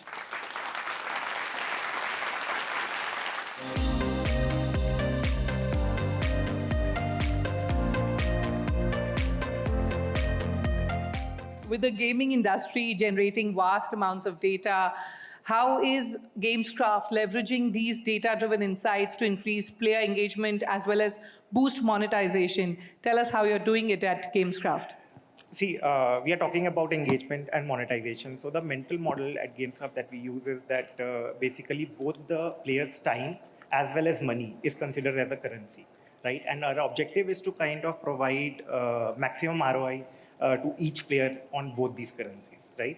If I take one example of each, let's say. So in any sport or gaming, one of the player endeavors is to kind of get better with time, correct? So with so much huge amount of data of every move that player or every decision that player takes during that gameplay, we are trying to kind of generate hyper-personalized insights, learning insights in terms of what decision you have taken at what point of time, and in the same situation, what an expert or a highly skilled player would have done at that point of time, right? So this kind of assists our players in terms of getting better with time and improving their game, right? So this is one use case which definitely increases engagement and then leads to better retention. Now, in terms of monetization, if I have to take one example, is basically how to manage your money better, how to get better at that and generate a better ROI. So what we try to do with our product or features that we build is to expose user to a concept of bankroll management in certain ways, and not exactly in this technical term, but give them and empower them with features with which they can do this, right? So, so these are the two examples, and there are a lot of other things that we do. Sure, okay. Let me go across to Ritesh now. Ritesh, if you could share some specific examples of how automated processes and AI capabilities are being used to gain real-time player insights at Games 24/7. So basically, our Games 24/7 ethos is that we believe in science of gaming. So which means that any decision we make or any decision we take is driven through data, right? So anything that we provide to our users or any basically experience that a user sees is driven through things that have been derived out of data, right? So we can talk about hyper personalization, or let's say we talk about fraud detection. So a player will come to a real money gaming platform if he feels that the platform is secure. So for that, we have to keep fraudsters out of that. So this aspect which is covered by Tridip in his keynote, right? So, and also, how do we provide an environment which is very responsible gameplay experience, right? So for that, data analytics is the key, right? And thirdly, basically, how do we use data to understand player churn? Because once we understand player churn, we can engage them better and we can actually retain them longer on a platform. So those are few of the key areas where we are leveraging data analytics. All right, okay. Sankalp, coming to you now. Tell us, what challenges have you encountered in using search for enhancing fan engagement and experience through personalized search capabilities, and what solutions have you implemented to address these challenges? Sure. So I think search, there was a lot of talk about finding needle in a haystack, right? And that's searching in the physical realm, more or less. But when we are talking about search in digital products, not only do you have to find a needle, there are millions of needles and way more haystack, but you have to find a very specific needle, which is different for every person. It might be different in color, different in shape, and it might be differently functioning at different points in time of day, time of year, or whatnot. So kind of to give you an example here, let's say today I'm searching for, since we operate within sports, right? So let's say I search for Paris. What do you think should surface? Probably Paris Olympics, right? But if you are searching it 3 months from now, when the football season in Europe is at the peak, probably I should be showing PSG. Exactly. Which is a football team, right? And then again, so basically, and again, there might be people who are still searching for Paris at this point in time, but expecting teams to show because they are looking for the transfer window, which player is going to which club and stuff like that, right? So it's hard problem to solve, and search is still not a very solved problem. The giants like Amazon, Google, everyone is still working towards improving search, right? So the way we try to kind of solve it for us is try to narrow down the context and also try to understand what is it that we are doing which adds value. For instance, the case of Paris, right? If we just look at the amount of content we are churning out for any specific taxonomy, that gives us a very good metric of what's popular right now. Or the amount of visitors that a specific taxonomy is getting, that gives us a very good proxy metric, which is somewhere close. So the user might not get what they're looking for probably as a first search result, but definitely in the top 3, they'll find it. All right, okay. Rajendra, let me go across to you. You know, from an AWS perspective, what best practices would you recommend for deriving insights or predictions in gaming? Can you share any successful use cases? Sure, thank you. I mean, just to recap, I think we've been hearing quite a lot of, one of the things that all of the games tech are striving for is like, number one, player experience, right? And increase the player experience and get more users to that. And second part is monetization. And third is community health, I think, and which includes even fraud detection and other aspects as well. And finally, scale and performance. And these are very important. And why I brought this up, because there is large amount of data and decisions being made under each of these areas when we take up that. And data is very critical, and the best practices lies around, the fundamental part is actually around a backbone and the data pipeline that we create, right? And which includes collection of the data, even curating, collection, storing, and even process and getting insights from that particular part, right? So that is the fundamental part of this. And AWS actually provides quite a bunch of tools to each of the areas as well, which I will come to that in a minute. But more importantly, what are the fundamental principles or best practices or attributes? What we see is like, we need to make things more simpler, reliable, scalable, as well as flexible, right? When I say that, simple means there are specific features like zero ETL, right? Where you don't need specific, very low configuration and no code kind of environment to get the data into the overall picture, right? And flexible, if you take our database engine, it's completely decoupled between the storage as well as the other layers. So these are the four. And if you take the scalable aspects, right, you have the choice of deployment, whether it is managed or serverless, that kind of choice. So these are the key best practices that we look at and get there. All right. Let me move on to an important topic of data governance. And Sankalp, this question is for you. How do you ensure data governance in the collection, storage, and security of player data? All right. So in our context, it's readers' data mostly, or consumers' data. But just to give you a little background, we are an online sports media company. We have close to 150 million monthly users, and almost all our revenue comes from ads, right? So you would have me believe that probably I want to collect as much data on my users as possible. But that's not quite true. In fact, what I encourage and what is kind of inculcated into our team is that collect as less as you can, collect only what you require, and because you're collecting it, you need to kind of ensure that your consumers understand what you're capturing, why you are capturing it, and you should have a clear objective for that, right? And at the same time, while you're capturing it, that mechanism has to be secure. So, things like encryption for transit and encryption for storage. So that has to be de facto for all systems. There can be nothing outside of that. And also, there are a lot of rules and regulations and compliances. Different regions, different countries, different states even have different laws, right? So I think it's very important to understand the subtext of the law.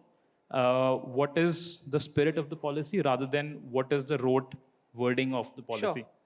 Ritesh, on similar lines at Games 24/7, what are the strategies that are in place to detect fraud, using data analytics, and how has this impacted your overall game performance optimization?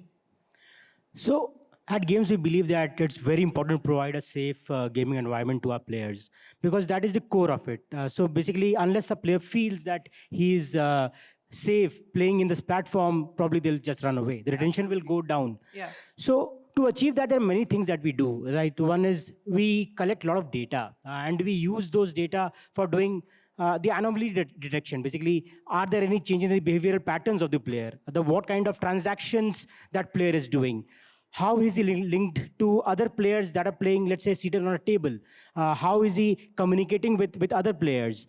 Then basically looking at different form of linkages. So we create a sort of a graph, and we use that to identify if there are things that are out of place. So those kind of designs are helping us identify fraud and reduce them. From technology side, AWS helps us a lot, right? We can leverage their graph services to create such massive graph structures and act on it on near real-time basis. So these have helped us to reduce fraud, which has eventually helped us better retention of our players and giving a safe environment on the platform. All right, so after detecting fraud, I want to go on the topic of ROI. Rahul, my next question is for you. How is Gamescraft measuring the return on investment from initiatives, from data analytics initiatives, and of course, what metrics are most critical for this assessment? Yeah, see, ROI I would break it into three parts basically. One is something that you do on day-to-day basis as a data analytics across various functions. So one of the continuous effort goes in terms of improving the performance of the system as well as making it cost efficient. Yeah. Another major cost that comes is in terms of new initiatives that come in terms of analytics, and someone wants to access the data. As the company gets older, you might have 10 years, 15 years of data, and suddenly someone wants to run a new analytics which might require or might not even require to run it on 5-6 years of data. So what we have started doing in our requirement stages is to kind of give an estimate of what that does it translate into basically in terms of dollar value of accessing that data or computing that data.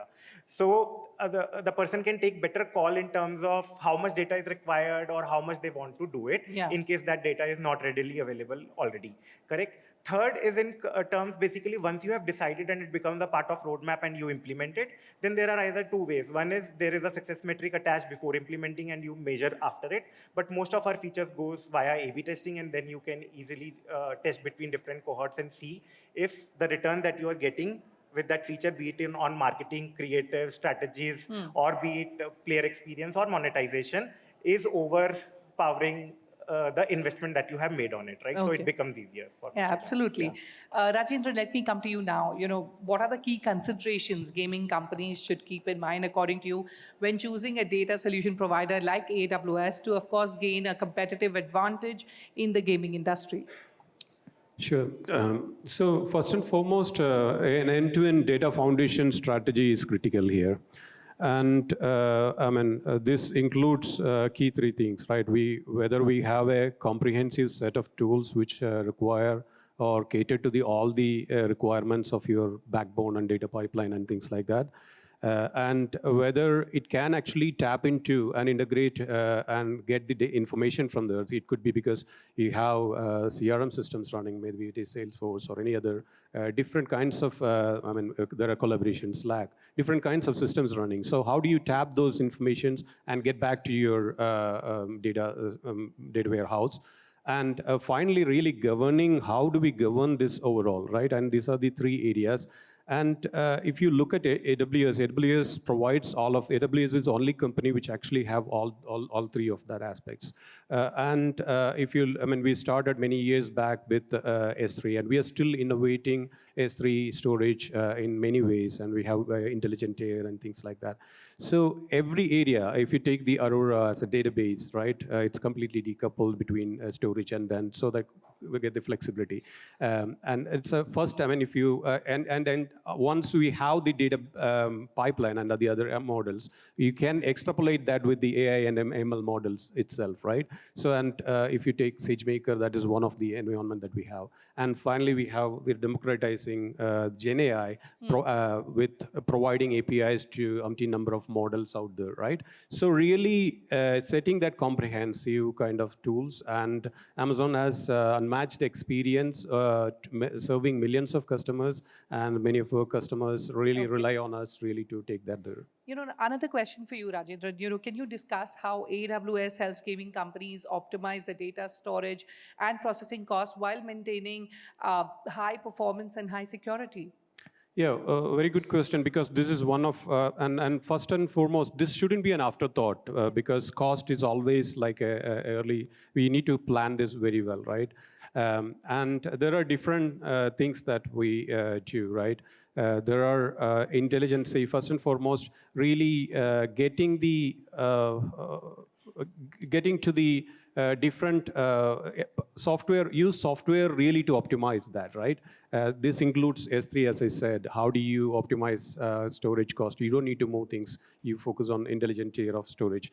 Auto-tune, like your data warehouse, because you are based on volume, it increases, right? And even implementing AI and models on top of it, like if you take data warehouse, Redshift serverless, it tunes a lot of things by itself, right? That is one of the aspects. Now, if you take the other side, there are other ways, like from infrastructure level, AWS is innovating heavily, and I think we heard some of them before, like AI/ML. And AI/ML, it's very expensive matter of training, right? So we have very efficient chips like Trainium, like to train, and some of the examples like Stability AI has really looked at, worked on that to really build up an AI model. But somebody who is really want to consume and use that, then there are other better model which is very efficient, like inferencing, right? So this is another thing. And even your basic pipeline of data, you can actually leverage like Graviton kind of models there. So this is very cost efficient way. And the other side of this is really looking at like instances, like spot instances, which are cheaper, or even like going with plans like reserved instance plan and things like that. So it should be a continuous process, and because even you need to further look at application tagging, lot of aspects there, but I just want to get short there. And all right, we're pressed for time, so I'm moving to another topic. And Sankalp, my next question is to you, and I'm very curious to know what insights are you able to derive through open search, particularly in terms of content creation, acquisition, user retention, fan engagement, and monetization? All right. And this is a really interesting one. It's very close to my heart as well, because we've been using the Lucene stack on which OpenSearch and Elasticsearch are built since more than 10, 11 years. That's before Elasticsearch or OpenSearch were cool things to use. We originally started with creating the system that writers use to tag content for. So let's say it's cricket, there's Virat Kohli and stuff like that. The way I see OpenSearch right now is it's a fundamental part of the entire content journey for us, because there are like 3 primary phases of content journey. The first one is when you're trying to surface, sort of create the right content, right? So how do you understand what to tag? What is the metadata like? How does it fit into the larger ecosystem, right? Then once it gets published, how is it getting distributed? So we use a lot of feeds powered by OpenSearch, which sort of automatically send out pushes to our APIs, apps, to social media handles. And largely, once everything is done and dusted and users are reading, consuming the content, we want to be able to understand how exactly the consumption pattern is looking like. And that's where, again, OpenSearch, we use it as a time series database to understand. So it's all over the place. All right. Returning to you, Rahul, how do you see the role of data analytics evolving in the next 5 years within the gaming industry, particularly in relation to enhancing player experience? See, the way the AI is evolving, the data analytics as such in terms of generating insights is getting easier and easier. You don't no longer require SQL or certain programming skills to kind of even do that.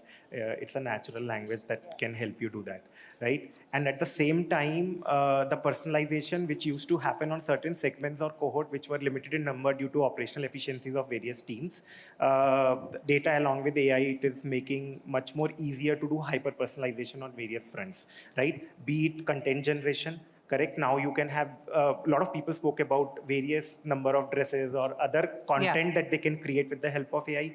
Now there can be personalized storylines in various games rather than having fixed number of storylines. You have game construct and you can have infinite numbers of storylines. Similarly, in terms of incentives, no longer it needs to be cohortized or be segmentized. It can be super personalized in terms of with each player that can happen, right? So that is how I think data plus AI will define products in terms of various use cases. All right. On similar lines, Ritesh, similar question. What innovations in data analytics are you most excited about that you think will revolutionize the way Games 24/7 operates? Yeah, quite a few things, actually. So one is the concept of zero ETLs, right? So that will definitely help us in basically making access to the data available to the relevant folks much quicker. Other one is it will help in improving their productivity. Second is, of course, the Gen AI things that we've been talking all evening today, right? So that will help in actually providing many flavors of analytics, one being augmented analytics, right? Which involves generating synthetic data, or rather simulating experiments so that you can get a results upfront rather than even reaching out to basically productizing it and shipping it to the customers, right? So these are two key things that I see, which will basically be quite critical here. All right, one final question. Rajendra, we'll close with you. Tell us, what trends do you foresee in the integration of cloud services with gaming data analytics? And how is AWS positioning itself to support these trends? Sure, thank you. So first and foremost, one of the key trends that what we see here is like, especially on the data integration area, lot of automation happening really to unlock the potential of AI, ML, and generative AI, because this is what we are continuously seeing. Everybody is trying to get there, right? And this, especially in the data integration, I mean, in every set of overall data analytics area, whether it is data integration, reporting, data validation, all of these areas, right? So this is actually happening, keep on happening, and this is one of the key trends that what we see. And coming back to your question on AWS, and we are positioned ahead of the curve here, because there is quite a bunch of, say, if you take Amazon Q as an example, that is product, well, that's a service which actually helps you to do a lot of things. You don't need to author data integration pipeline. It can actually author data integration pipeline by itself. And you can generate reports with just natural language queries and prompts. And you can even interpret reports based on that. So a lot of automation happening in this particular area. And Amazon has quite a bunch of services there with the Bedrock and Amazon Q there. All right. On that note, it's time for me to wrap up this panel. Gentlemen, many thanks for your valuable insights. Ladies and gentlemen, a huge round of applause for our panelists here. AWS presents the GameTech Summit, New Frontiers of Gaming, in association with CNBC-TV18.com.